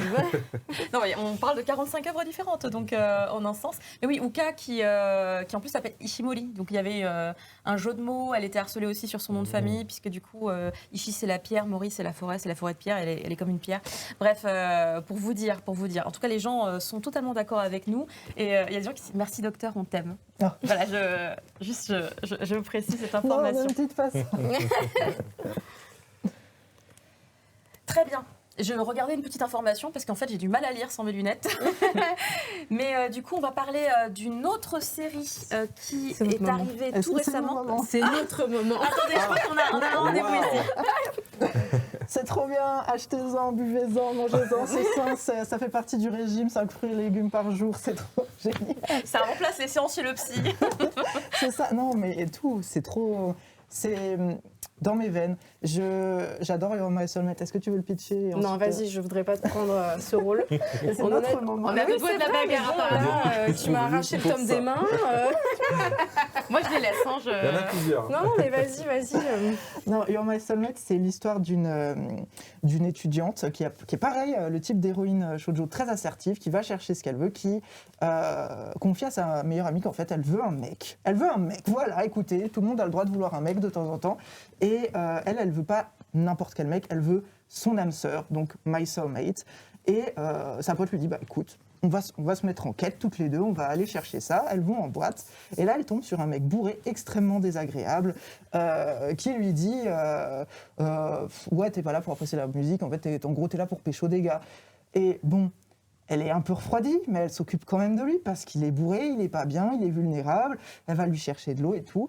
Ça marque le gars et il se trouve qu'après, son ami a accroché avec son pote et elle lui dit « Oh, ça avait l'air de marcher avec lui. En plus, il va devenir dentiste. » Et elle lui dit en fait, le mec a dit à son pote qui me l'a dit, il y a tout un espèce d'imbroglio téléphonique, je trouvais ça très réaliste, des post-soirées où tout le monde se transmet des messages de machin et trucs. Le téléphone arabe, comme on dit. Elle lui dit, en fait, il veut s'excuser, il a dégrisé, il regrette la façon dont il a été désagréable avec toi. Et donc, le contact est transmis, le mec l'appelle, et de fil en aiguille, leur conversation extrêmement naturelle et bien menée, toutes les relations sont trop bien dans cette histoire. Elle lui confie, parce qu'elle se sent suffisamment à l'aise avec lui, ils ont vraiment une alchimie instantanée et qui est très bien faite. Oui. Elle lui confie qu'elle cherche en fait son âme sœur. Et lui, du fait de son histoire personnelle, qui est liée à son frère et tout, on va le découvrir petit à petit, il prend cette histoire d'âme sœur au sérieux, il lui dit bah, « je vais t'aider à trouver ton âme sœur, viens, on prend un verre, on en discute ». Et c'est leur amitié qui va se transformer en autre chose par de ça. Et moi déjà, j'adore quand l'amour se développe sur une base d'amitié. Leur lien se développe vraiment très naturellement, de façon très organique en fait. Et tous les dialogues sont hyper bien menés aussi, chapeau pour la traduction, aussi pour ça, parce que quelquefois les dialogues sonnent pas aussi naturellement. Là, on est vraiment avec eux. Et ouais, bah, encore une fois, dessin très bien tapé, personnage bien sapé, donc ça, nous apprécions. Et je sais pas comment expliquer parce que c'est assez simple quand je le raconte comme ça, mais il y a quand même des petits points d'originalité. Déjà, le cadre, la fac, c'est un peu rafraîchissant pour de la romance. On est surtout habitué au school life, au lycée. les personnages ont un peu plus d'indépendance. Et le fait que tous les personnages ont des petits trucs en plus, elle, il y a son premier amour qui va repopper, lui aussi, il y a une histoire compliquée avec son frère, tout ça va créer des espèces de triangles carrés amoureux, mais qui vont se régler beaucoup plus rapidement qu'autrefois, avec beaucoup plus de communication. C'est très sain. En fait, c'est ça qui est chouette, c'est que c'est très sain. C'est-à-dire que c'est des personnages qui communiquent entre eux, qui mettent les choses au clair. Enfin voilà, il y a un échange, c'est bienveillant. Enfin voilà, le personnage, dès le début, effectivement, il se comporte plutôt, il est plutôt désagréable avec elle, mais dès le départ, il veut s'excuser et voilà, communiquer. Enfin, en fait, je pense que c'est une romance comme on aimerait en vivre, quoi. Enfin, c'est pas du tout le cliché de la romance shoujo super toxique.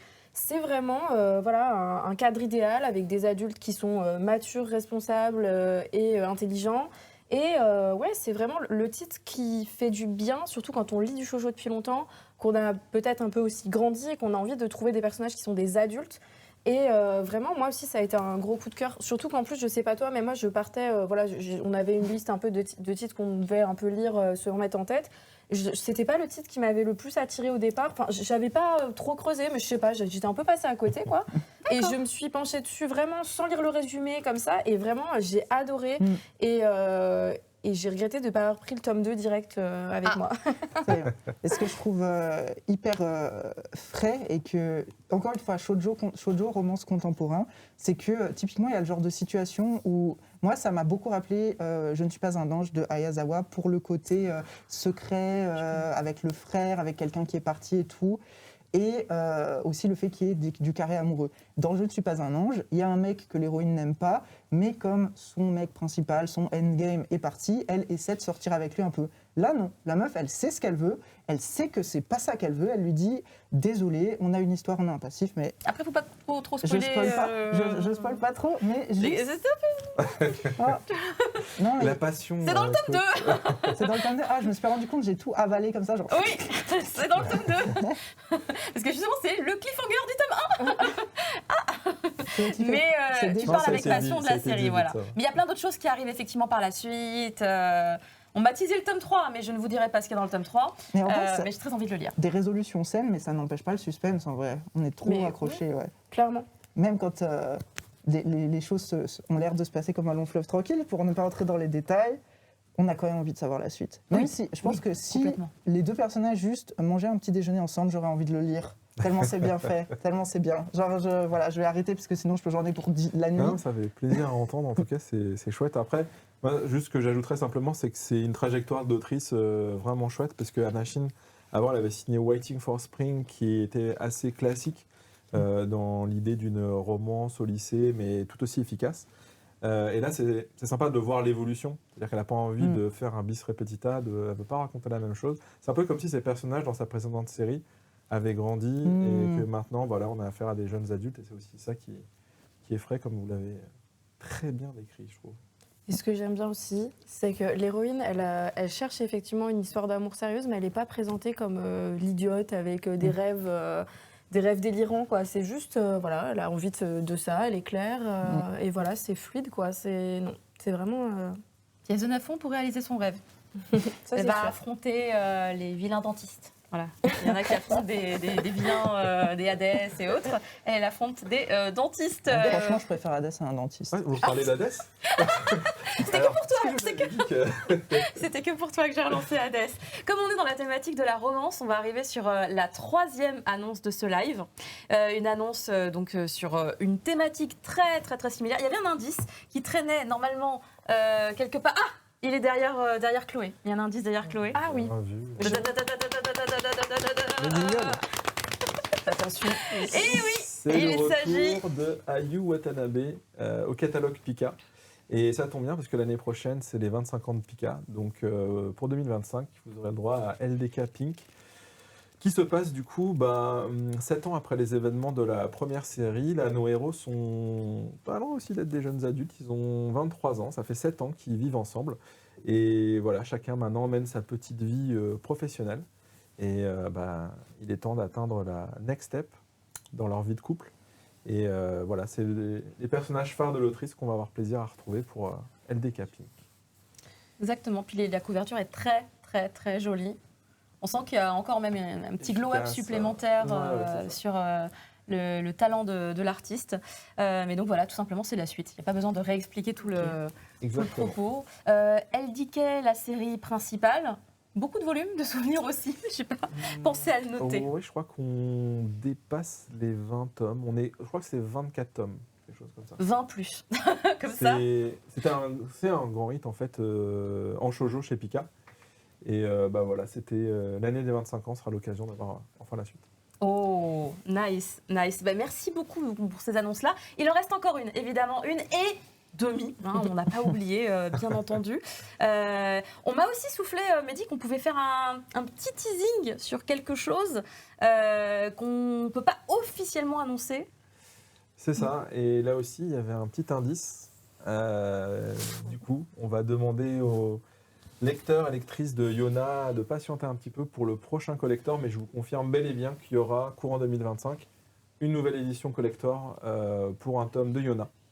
Parce que voilà, comme tu le disais en préambule, le Pika, on a à cœur d'être vraiment à l'écoute de la communauté shoujo et des fans de Yona et de nos shoujo en général.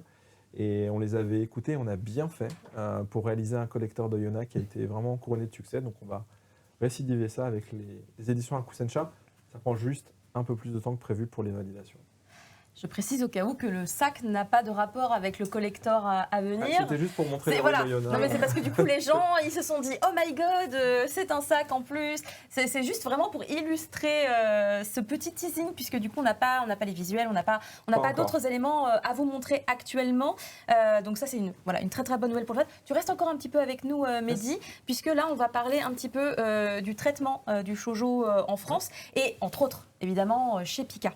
Voilà, c'est important qu'on parle un petit peu des initiatives qu'il y a eu, parce que dans le catalogue de Pika, c'est ça qu'on a fait depuis le début de cette émission, c'est de vous montrer la diversité des thématiques. Donc pour Pika Édition et pour Nobi Nobi, enfin je sais que tu parleras plus pour Pika que pour Nobi. C'est la famille. Mais c'est la famille, exactement. Il y a une volonté à justement diversifier au maximum. Exactement. C'est-à-dire que voilà, vous êtes évidemment connaisseur et vous savez en parler mieux que personne, mais vis-à-vis des lecteurs, même vis-à-vis des détracteurs ou de ceux ou celles qui ne sont jamais essayés au shoujo, chez Pika, on a envie de témoigner de cette diversité parce que en préambule, tu parlais en fait des magazines de prépublication. Moi, c'est sur ça que je me base quand j'observe le shoujo. Les tout premiers magazines qui étaient le Nakayoshi de Kodansha et le Ribbon de Shueisha. Ils ont débuté dans les années 50. Donc, évidemment que ce style a évolué. De nos jours, voilà, on est sur des thématiques mythologiques, on est sur des thématiques de thriller, même parfois d'horreur, mais aussi de romance. Donc voilà, c'est important de montrer que le spectre est maintenant très large. Les inspirations d'histoire et puis même graphiques sont aussi de plus en plus étoffées pour les autrices. Parce qu'elles vont puiser dans tout un tas d'autres choses que les codes classiques de shoujo, mais qui font quand même du bien. Hein. On continuera d'en retrouver. Là, on parlait de Sailor Moon aussi pendant le live. Là, c'est très classique dans l'approche, mais tellement efficace que ça reste indémodable. À toute période, on peut le lire. C'est iconique et ça traverse les générations. Mais on a aussi envie de, comme je le disais quand on parlait de limite, proposer du shoujo là où on ne l'attend pas forcément. Donc voilà, c'est très important pour, je dirais, la reconnaissance de cette catégorie de manga et de cette cible. Du coup, justement, pour pouvoir apporter au mieux cette diversification, il y a eu un besoin, je vais garder le terme qui m'a été proposé, Si tu veux. l'abolition Quoi de la charte graphique de shoujo. l'esclavage dans Fallen. Non, alors effectivement, il y avait une charte que moi, je continue d'assumer parce qu'à l'époque, c'était une tentative pour essayer de mettre en avant le shoujo, voilà, avec des sous-catégories, pour essayer de témoigner la diversité, puis aussi quelque part aider les libraires qui étaient un peu perdus parce qu'avec ce genre, il y a une sorte de désamour des fois. On a des fois l'impression qu'on nous écoute que d'une oreille quand on parle à des libraires, des journalistes ou des commerciaux. Mais qu'à cela ne tienne, voilà, on a essayé. Ça a duré le temps que ça a duré. Puis après, je pense qu'il y avait une volonté très forte de la communauté qu'on sorte de cette charte. Ce qu'on a fait, mais ça a aussi épousé les nouveaux livres qu'on a pu sortir. Que ce soit Limite ou que ce soit Hades, que j'ai pas entre les mains aujourd'hui, qui a une charte, vraiment la couverture, c'est une charte graphique tellement pensée, que la charte Shoujo Addict ne correspondait tout simplement plus. Donc je pense que ça a épousé notre volonté de témoigner la diversité et aussi d'écouter les lecteurs, les lectrices, pour tout simplement en sortir. Je crois que parmi les premiers à avoir eu leur modification, c'était... alors, il y a peut-être eu avant Your My Soulmate, mais c'est sur celui-là que je l'avais... Ah oui, évidemment, Ton visage au clair de lune, bien sûr. Voilà, qui évidemment. est peut-être le chose qui fait le plus l'unanimité au bureau. On n'a pas Et pu on en parler, comprend mais bien ce sera pour pourquoi. un prochain live. On a atténué en fait cette charte graphique, effectivement, de par le dos. Normalement, les dos de la précédente charte étaient blancs pour que ça puisse se voir en magasin. Voilà, on est allé au bout de l'exercice et maintenant on laisse la part belle tout simplement à tout ce que les titres peuvent exprimer. Eh bien, écoute, merci beaucoup, Mehdi. Merci va à te- vous, c'était super agréable, super chouette. On va encore Vas-y. parler des heures, j'ai l'impression. Je sais qu'il veut parler d'Hadès, on va le libérer parce que... Vous ai-je parlé de ce dieu mythologique? En fait, on ne vous dit pas, mais il va rejoindre le tome 2 de Hades qui doit être en cours de validation ou en cours de relecture. Et c'est pour ça, en fait. C'est pour ça on va le libérer. Comme ça, on aura Exactement. le tome 2 très, très, très bientôt, même si le 1 n'est pas encore disponible. On rappelle qu'il sortira le 23 octobre. C'est que pour toi que je fais la promo de Hades. Merci. Le 23 octobre, Hades. Et le 3 Découverte. octobre pour Falendos. Et le 3 octobre, donc demain. Demain Ou non, pardon, le 9 octobre. Le la 9, semaine oui, j'allais prochaine. me dire... Excusez-moi. c'est pas C'est le- Nobi, je maîtrise à demi. Oui, surtout, on était déjà mercredi et les mangas, c'est La semaine le prochaine. mercredi pour Pika et Nobi Nobi. Merci beaucoup, Mehdi, Merci à vous. d'être avec nous aujourd'hui et on se retrouve dans quelques petits instants. 瞬が私にもあったこと。てかみずほまたノーメイクで投稿かよ。いくらおためがれで隠したって全く意味ないぞ。そういうとこだぞ。どうせ昨日も夜中まで原稿書いてたんだろ。勉強しろ勉強。ずっとこのままがいいな。子供の頃の私たちみたいにずっとこうしてたい。感染症だかなんだか知らないけど修学旅行も体育祭も花火大会も全部なくなった。キラキラだなんてしてるわけないじゃないですか。青春か。まあまた書け新しいのな。はっきり自分の気持ちを知るのってちょっと怖いからだろ。ドキドキするような相手なら好きだってことだよ。やばい、彼氏になれますように。心臓が壊れそう。友達がいい。好きな人を見守るだけで友達だったらずっとそばにいられるの。今でも胸がギュッとなるくらい覚えてる。私は好きな人と一緒に花火を見た。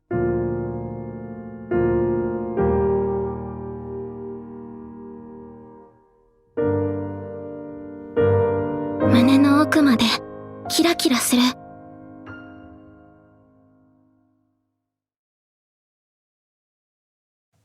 C'est toujours le Pika Live dédié au shoujo ce soir, avec toujours nos invités. Nous avons Chloé, Dr Pralinus, et nous avons été rejoints par Elisa, directrice marketing et communication au sein de Pika et Nobi Nobi. Oui, c'est ça. Bah, en fait, tu viens de faire ma présentation, donc Ah bah, c'est ton Salut, intitulé. Caro. C'est ça. Mais après, tu peux nous expliquer un petit peu en quoi consiste exactement ta fonction? Bien sûr, en fait, c'est moi qui pilote l'équipe marketing. Et donc sur des sujets très très divers qui vont de la communication à l'événementiel, au PLV, marketing, affichage, des relations aussi avec les Japonais. Donc voilà, c'est très large. Et ce soir, je vais vous parler un petit peu plus justement de la communication autour des shoujo et puis des belles initiatives qu'on a mis en place, on va dire, ces derniers mois autour de nos titres chouchous.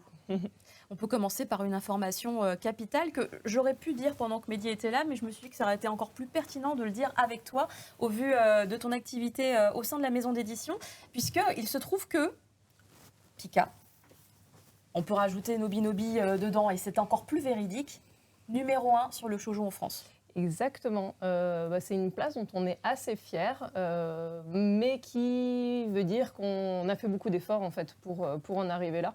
Donc vous le voyez déjà en termes de contenu, de titres qu'on propose, donc tous les beaux titres qu'on a vus juste avant. Mais c'est aussi des efforts qui sont faits en fait sur la communication. Ça va être des choses qu'on peut proposer, notamment en termes de primes, et j'ai trop hâte de vous les montrer. Normalement, vous les connaissez déjà toutes parce qu'elles sont arrivées en librairie. On en fera d'autres l'année prochaine, bien entendu, et dans les mois qui viennent. Et je vois les membres du club shoujo qui ont très hâte parce qu'effectivement, c'est vrai que donc dans les initiatives qu'on a pu avoir, on a le club shoujo dont vous faites partie et qui voilà, à qui on fait un peu participer aussi pour réfléchir aux primes qu'on veut apporter en librairie. Donc juste pour le redire, les primes, donc c'est ces petits cadeaux qu'on peut faire aux lecteurs en fait qui viennent. Des opérations commerciales en fait Exactement. avec des librairies partenaires parce que des fois on les a pas dans certaines librairies mais avec les librairies c'est partenaires. les libraires qui choisissent en fait de les prendre et de commander les livres qui vont avec. Et c'est des petits cadeaux donc je vais vous montrer un petit peu plus. Il y en a plusieurs, il y en a plein. Je vais commencer par ma série chouchou, Allez, ton visage au clair de lune. Donc on avait fait ce carnet, donc si ça se trouve il est encore trouvable dans certaines librairies. Il était offert pour l'achat d'un tome de ton visage et plus un autre tome de Pika Shoujo. Donc voilà, on avait fait un petit carnet qui est trop joli. Je l'ouvre et je le montre parce que franchement, l'illustration qui est à l'intérieur, elle est trop belle. Et donc ça, c'est Cathy dans mon équipe qui s'occupe de ça. Elle met des efforts énormes sur les primes qu'on fait pour que ce soit le plus beau possible. Voilà, donc je ne sais pas si je peux montrer à la caméra et si on le voit bien. Il y avait une petite illustration qui était trop chouette à l'intérieur du carnet. Voilà, donc c'est dans les choses qu'on avait fait. Donc j'espère que pour les fans du manga, vous aviez pu vous le procurer. Et il me semble que c'était à gagner dans un des concours qu'on a lancé au début de ce live. Voilà. Oui, tout à fait. C'était le premier concours. On va très bientôt pouvoir lancer le deuxième, hein, donc restez avec nous. Ou alors attendez, où est-ce qu'il est, Oui, c'est... en fait, on va le lancer maintenant. Écoutez, c'est incroyable, en fait, c'est un super bon timing, c'est fabuleux. On va lancer maintenant le deuxième concours. Alors attention, vous êtes prêts, c'est écrit à l'écran. Allez-y, vous pouvez spammer Passion Shoujo qui vous permet de remporter. Là, je trouve que c'est vraiment fou. Alors personnellement, je trouve ça assez incroyable. Vous remportez 1 an de manga shoujo. C'est juste fou. Vous imaginez la quantité que ça représente? Des concours de dingue, je trouve, ce soir. C'est tous les tomes de 2024 de ce que j'ai dans les informations qui m'ont été communiquées. C'est énorme. C'est juste incroyable. Donc ça, c'est du concours comme on en a... Enfin, je n'ai pas l'occasion, je pense, de voir des concours aussi denses en termes de lots. Donc voilà, profitez. Oh là là, ça spam. C'est-à-dire que s'il y avait des questions, on les voit plus. Et s'il y avait des salut, je viens d'arriver, il se passe quoi? On les voit plus non plus. Qu'est-ce que j'ai raté? Fallait pas leur dire 2 fois. Ah oui, non, ça c'est... Non, mais là, en même temps, voilà un peu le cadeau. Donc vraiment, faut dire ça aussi, c'est que Pika, avec Nobinobi, en général, il y a justement souvent des concours. C'est pas que pendant les lives, c'est aussi sur les réseaux sociaux. Donc c'est aussi une envie de donner aux gens, de donner en fait à la communauté qui est là, qui est présente, et de les remercier d'une certaine façon avec tout plein de petits cadeaux. C'est ça, parce que déjà, je tenais déjà à remercier la communauté shoujo parce que il faut le dire, sur nos réseaux, c'est vraiment celle qui est la plus engagée, qui vient le plus donner, faire des commentaires, réagir à ce qu'on fait. Et déjà, merci pour votre passion parce que c'est vraiment un plaisir en fait de voir que les choses qu'on fait sont regardées, sont lues, sont aimées et du coup ça fait plaisir en fait d'avoir justement toute cette passion qui nous revient quand on fait des actions autour du shoujo. J'avais pas fini le tour de mes petites primes. Mais on va y revenir. On va y revenir parce que de toute manière, elles sont là et puis elles sont très jolies. En tout cas, ça montre qu'il y a des opérations commerciales qui ont lieu fréquemment sur des titres de shoujo. Parce qu'on pourrait se dire, oui, vous allez les mettre que sur certains types de titres. Pas du tout. Regardez tout ce qui est proposé justement pour mettre en avant ces titres et que du coup, les libraires aussi les mettent en avant à travers ces petites opérations commerciales. C'est ça. C'est une vraie volonté chez Pika de dire le shoujo mérite une place forte au sein de nos opérations promotionnelles. Et c'est vrai qu'on fait quand même des efforts vraiment particuliers. Donc là, tu as montré le petit carnet de notes bibliophile princesse qu'on avait fait. Donc ça, c'est chez Nobi pour la petite liste. Ça peut être ta liste de courses manga, les prochains mangas que tu veux lire. Hein. C'est des petits livres d'ailleurs sur le... Par contre, on met que des mangas Pika et Nobi. Non, c'est faux. Non, c'est vrai. Sinon, ça n'écrit pas. Sinon, ça n'écrit pas. J'aime bien le concept. On va le breveter, on va essayer. Comment réussir à faire ça? C'est ça. Et il y en a un autre. Ah, c'est mon préféré, celui-là. Il y a quand même une créativité de dingue dans notre équipe, je trouve, pour les petits produits qu'on fait. Parce que celui-ci, il est trop beau aussi. C'est un Suncatcher. Donc, je ne sais pas si vous connaissez les Suncatchers, mais on a eu une vraie passion pour ce produit au sein de l'équipe. Ça se colle à la fenêtre, c'est ça? Et ça fait un arc-en-ciel quand le soleil le frappe, c'est trop beau. C'est trop beau. Tu l'as accroché chez toi Oui. Moi, je ne l'ai pas encore accroché, je le garde précieusement parce que je sais que je risque de déménager dans quelques temps et je ne veux pas avoir à le... Tu peux le décoller. Ouais, mais j'aurais trop peur que ça l'abîme. Il se décolle. Ouais, mais j'aurais peur, je le garde précieusement. Donc c'était avec Oni Lemon Soda, la petite série chez Nobi dont on a parlé juste avant. Voilà, donc dans les jolies choses qu'on a faites. Ça fait des super photos après, tu as l'arc-en-ciel sur ton visage. Moi, je prends des photos de mes chats avec l'arc-en-ciel sur leur pelage, c'est trop mignon. C'est trop stylé. Un artiste. Il a tout compris. Comment optimiser la photo avec le Suncatcher. C'est très rentabilisable pour Instagram. Mais on avait fait un petit sondage d'ailleurs au moment où on réfléchissait à cette prime. Et le Suncatcher était dans les propositions et c'était pas forcément celle qui était le plus remontée au sein du club shoujo. Et on s'est dit, ouais, mais quand même, un Suncatcher, c'est quand même cool. Donc, on s'est lancé dessus. On a pris dans les autres propositions qui étaient remontées du Club Shoujo. Mais celle-ci, voilà, j'avoue que c'était un petit coup de cœur dans notre équipe et on voulait le faire. Est-ce qu'il y a un autre produit mais oui, les petits magnettes, là. Les petits magnettes. C'est trop bien, ça. Moi, j'adore. Exactement. Ça, c'est des choses qu'on développe pour les salons. Et notamment Japan Expo, donc, sur lesquels on avait fait les magnettes Ton visage au clair de lune, mais aussi Bibliophile Princesse. Et donc, d'ailleurs, on avait accueilli la dessinatrice Yui Kikuta, qui est venue à Japan Expo cette année. Donc, déjà, une dessinatrice trop adorable. Elle avait fait, je vais vous montrer, des petits shikishi qu'elle avait préparés elle-même. Elle était venue avec. Et tu peux le montrer de plus près sur toi. Ouais. Tu peux même pas le voler, il est dédicacé. C'est le mien. C'est le tien, oui. Effectivement, c'est le mien. C'est risqué de l'amener. Hein. Il y a son nom.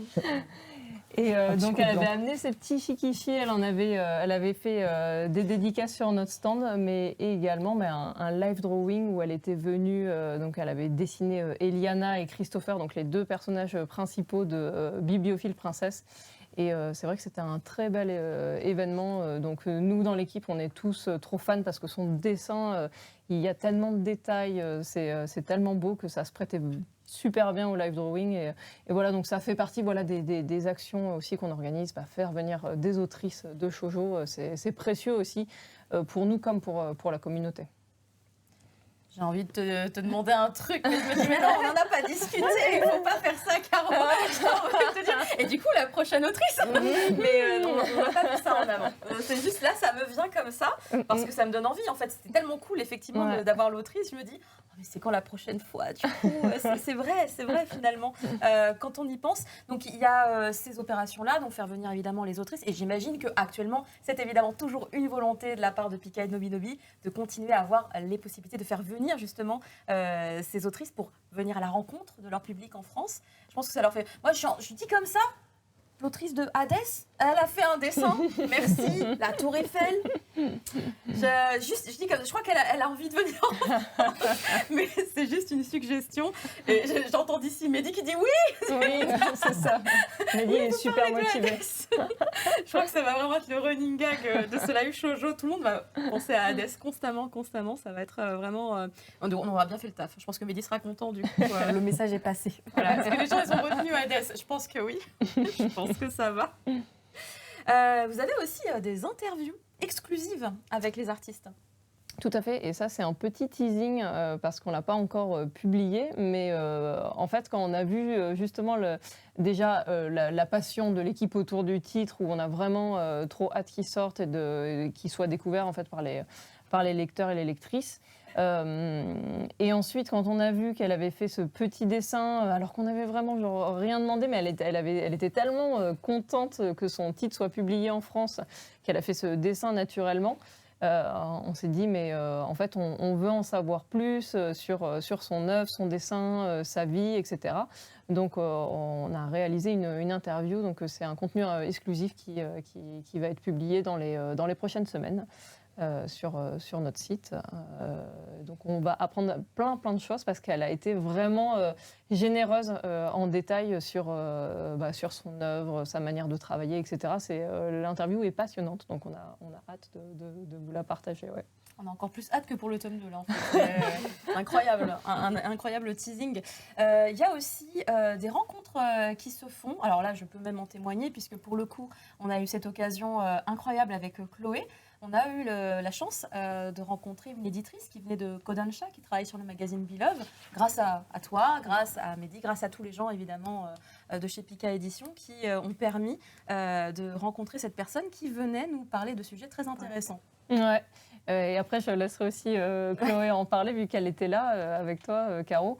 En fait, on sent de plus en plus une volonté de la part des éditeurs japonais de comprendre le marché français. C'est vrai que je pense qu'à une époque, peut-être que les éditeurs... Oui. Donc, c'est effectivement nous, avec cette éditrice de chez Kodansha quand elle est venue. Donc je disais, avant, ils avaient vraiment plus ce réflexe d'être tournés vers leur marché, et ce qui était normal.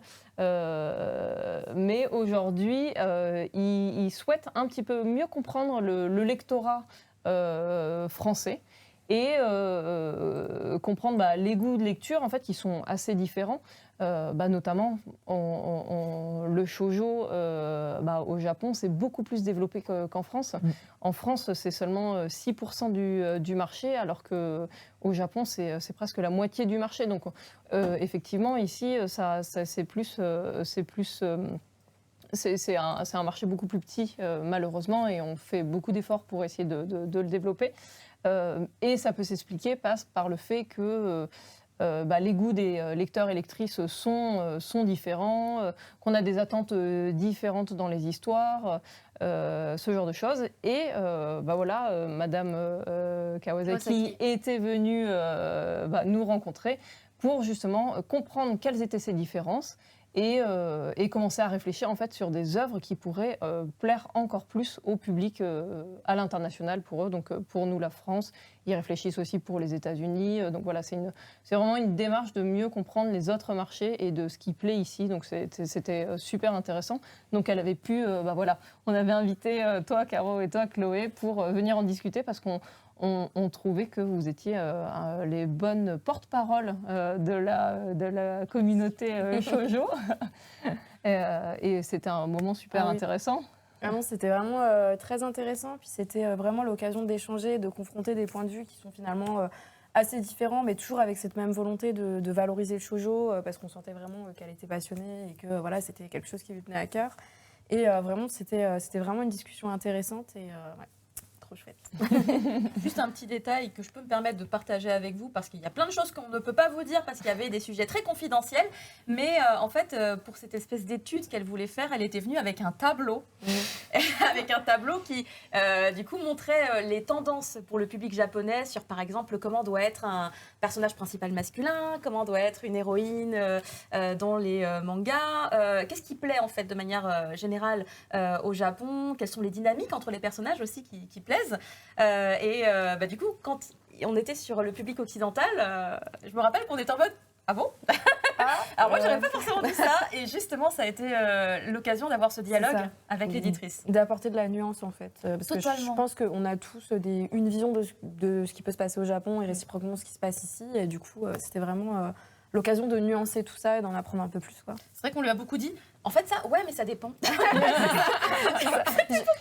me souviens, sais pas si du coup elle est sortie avec beaucoup de réponses très précises, mais... Mais oui, parce qu'en fait, c'est vrai que c'est difficile quand on sait qu'il y a tant de goûts différents, car justement, le shoujo est tellement divers, tellement varié. Il y en a pour tous les goûts, j'ai envie de dire. Il y a des histoires avec tout plein de tropes différents, tout plein de personnages masculins et de personnages féminins si différents aussi d'une histoire à l'autre, avec tout ce qu'on a vu du catalogue justement avec Mehdi tout à l'heure. Enfin, c'est pas la plus grande preuve justement qu'il y a de tout. Et ils ont tous un incroyable potentiel, ces titres. Donc c'est vrai que c'était un peu délicat de lui dire si on met ce personnage-là, c'est sûr. Ça marche. C'est un peu dur. Mais je pense qu'on l'a quand même pas mal aiguillé. C'est vrai que c'était une très belle expérience de la rencontrer. Clairement.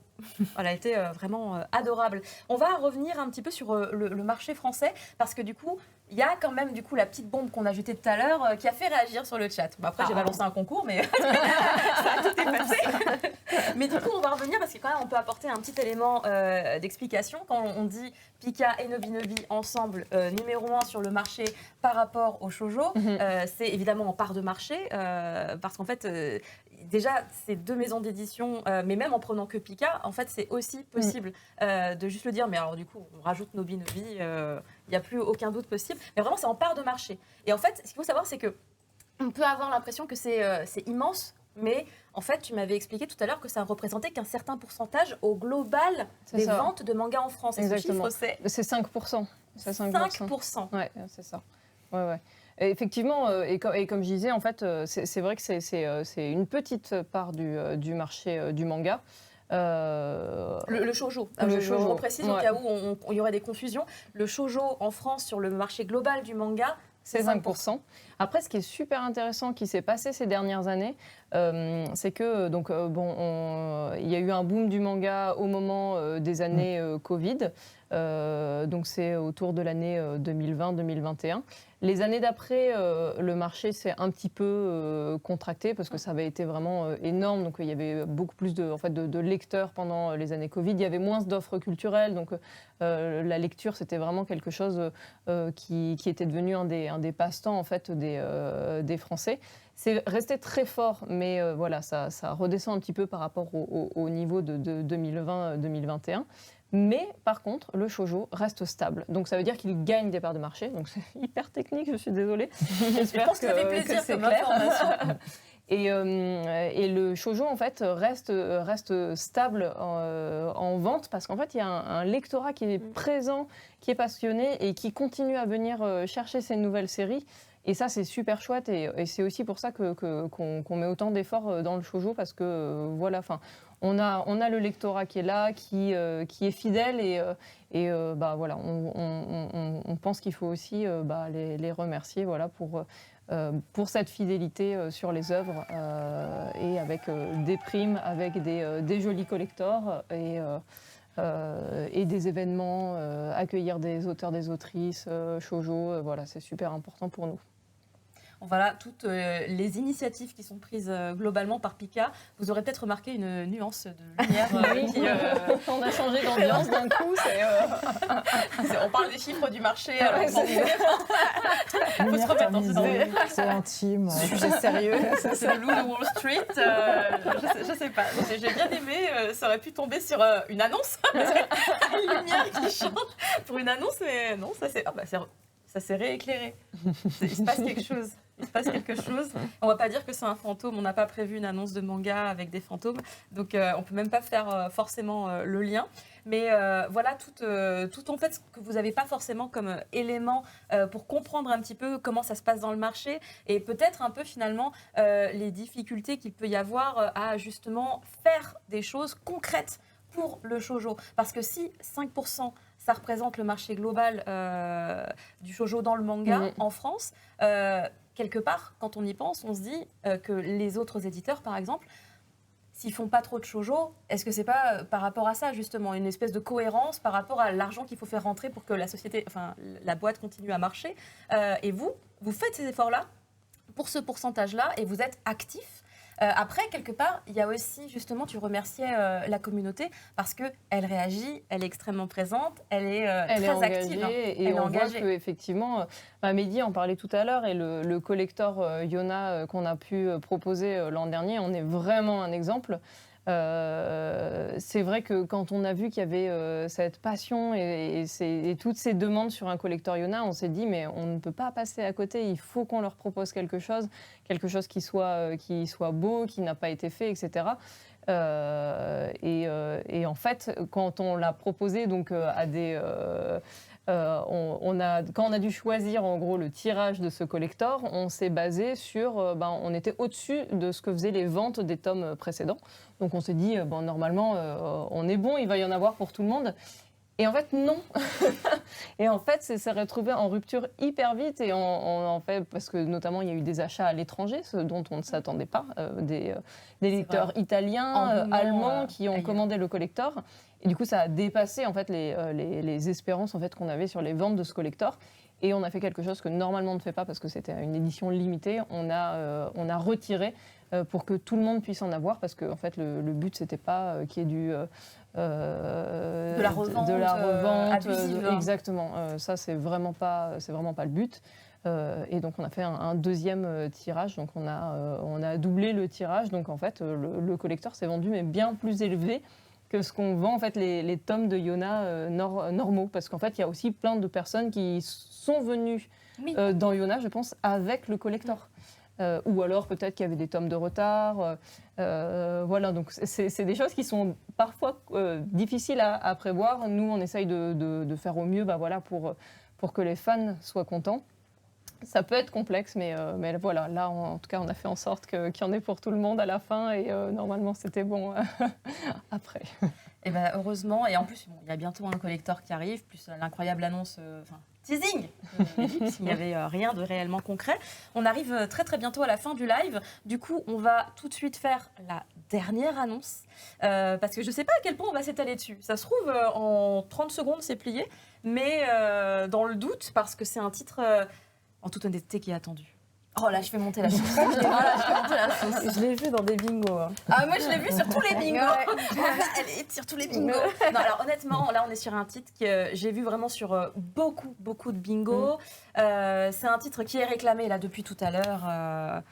Alors, je vois SVP et Please.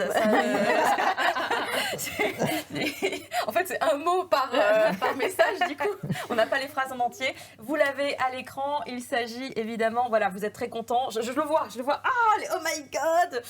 C'est Muselu Kurai no Ai o Ageru, qui n'a pas encore évidemment de titre en français, puisqu'il sortira beaucoup plus tard dans l'année 2025. Il n'est pas prévu pour le premier semestre. Et c'est le nouveau titre de Keiko Iwashita qu'on adore évidemment pour Mon colloque d'enfer.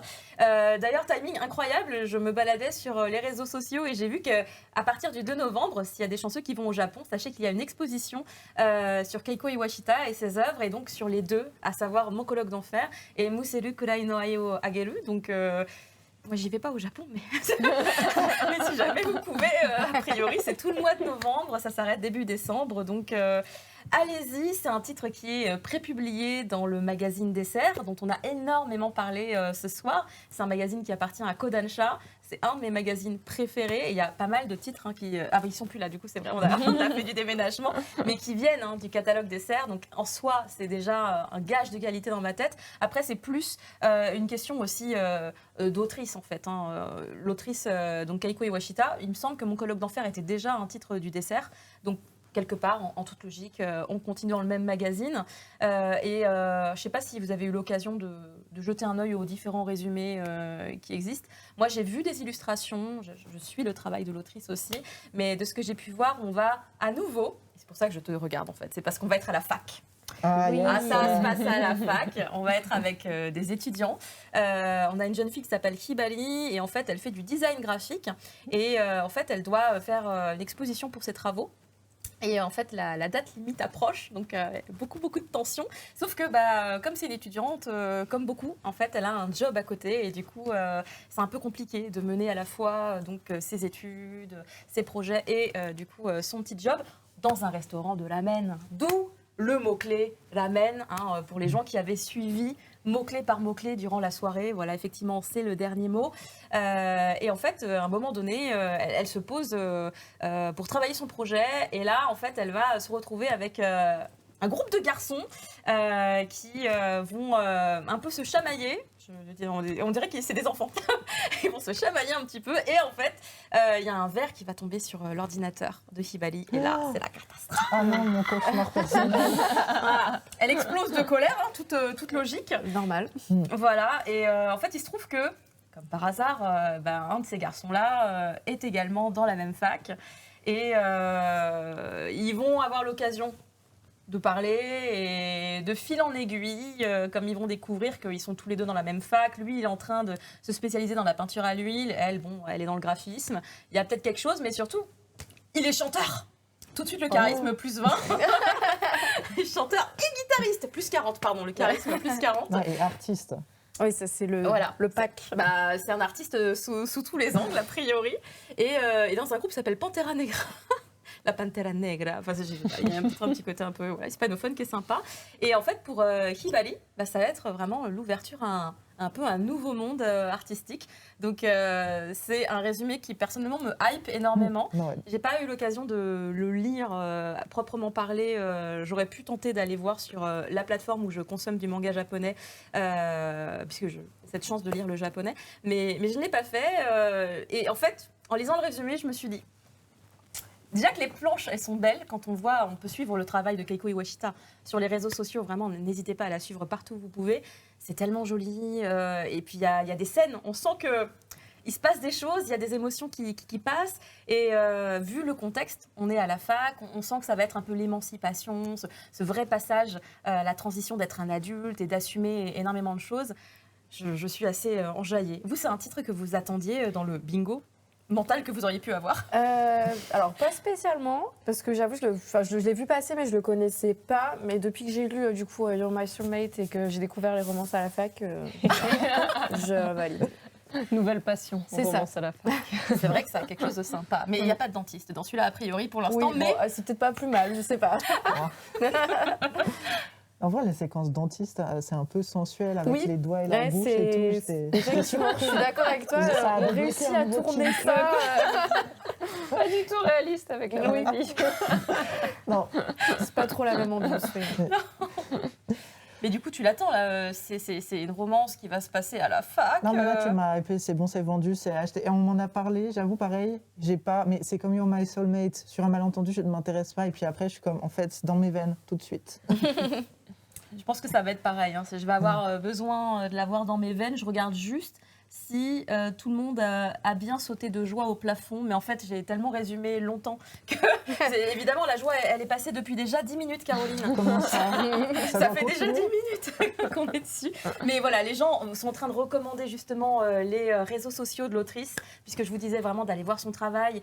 C'est très cool, en fait, à cette période où on est maintenant, en 2024. Il y a beaucoup de mangaka qui sont vraiment en contact direct possible sur les réseaux sociaux. Alors évidemment, restez dans le respect le plus total avec les artistes, s'il vous plaît, mais pouvoir apprécier directement le travail de l'artiste, pouvoir mettre un like, pouvoir mettre un daisuki ou n'importe quoi, même en écrivant en français. Aujourd'hui, il y a des systèmes de traduction automatique. Enfin, on peut créer vraiment un lien avec l'artiste et je trouve ça fabuleux parce que pour eux, qui sont vraiment de l'autre côté du monde, ça doit vraiment provoquer toutes sortes d'émotions. En tout cas, à chaque fois que j'ai l'occasion de rencontrer des artistes, ils sont vraiment très touchés de voir tout l'amour qu'on leur envoie depuis l'autre côté du monde, dans une langue totalement différente. Ça leur fait vraiment toujours quelque chose. Et normalement, le tirage au sort a évidemment été fait. Bravo à le ou la gagnant qui remporte un an de shoujo. Pika et Nobinobi, juste incroyable. Merci évidemment pour cet incroyable cadeau que vous faites à votre communauté, aux gens qui sont là et qui vous suivent et qui sont... tout le monde dit GG, on ne sait pas qui a gagné, mais de toute manière, les gagnants normalement sont bien contactés par les équipes de Pika. Et nous arrivons vraiment à la toute fin, parce que maintenant, il faut tenter de respecter les horaires. Sinon, peut-être qu'on déclenche des alarmes dans le bâtiment. Et on n'a pas envie de créer cet arc narratif dans notre vie. On n'est pas très motivés pour ça. Donc, merci beaucoup, Elisa, d'avoir été avec nous ce soir. C'était ta première participation. Mais oui, c'était ma première participation. Oui. Non, c'était trop chouette de la partager avec vous, d'ailleurs, et de la partager avec la commu shoujo, qui est la meilleure. C'est ce que j'allais dire. Mais ne dites pas aux autres. Si, c'est la meilleure. Je pense qu'on est dans le live où tu peux te permettre clairement de le dire. C'est pour ça. Tu peux y aller totalement. Merci beaucoup, Dr Pralinus et Chloé également, d'avoir répondu présent à cette invitation encore une fois. Toi, c'est la première fois peut-être. C'est la première fois, ouais. Mais en fait, Chloé, je la vois souvent. C'est vrai que je la C'est vois vrai souvent. qu'on se voit beaucoup. On a cette occasion. Après, toi aussi, on commence à se voir de plus en plus à différentes occasions. Réinvitez-moi, c'était un plaisir. Voilà. Et réinvitez-nous ensemble, s'il vous plaît. Il y a une passion, amour à la fac qui s'est développée sur le côté. En tout cas, on vous retrouve évidemment chacun sur vos différents réseaux sociaux, channel YouTube, pour continuer à suivre vos différentes activités. Et encore merci d'avoir été avec vous parce que c'était toujours évidemment passionnant d'avoir des retours de gens qui sont vraiment à fond dans le milieu, dans le domaine et qui peuvent expliquer avec autant d'expertise justement tout plein d'éléments liés au shoujo, que ce soit dans l'histoire, que ce soit dans les tropes, dans les mécanismes. C'est toujours extrêmement intéressant. Merci beaucoup à tous les gens qui nous ont suivis aussi ce soir, aux équipes techniques qui se sont données énormément aussi pour vous proposer un live de qualité. Et on se retrouve bien évidemment pour un prochain live. À très bientôt. Ciao!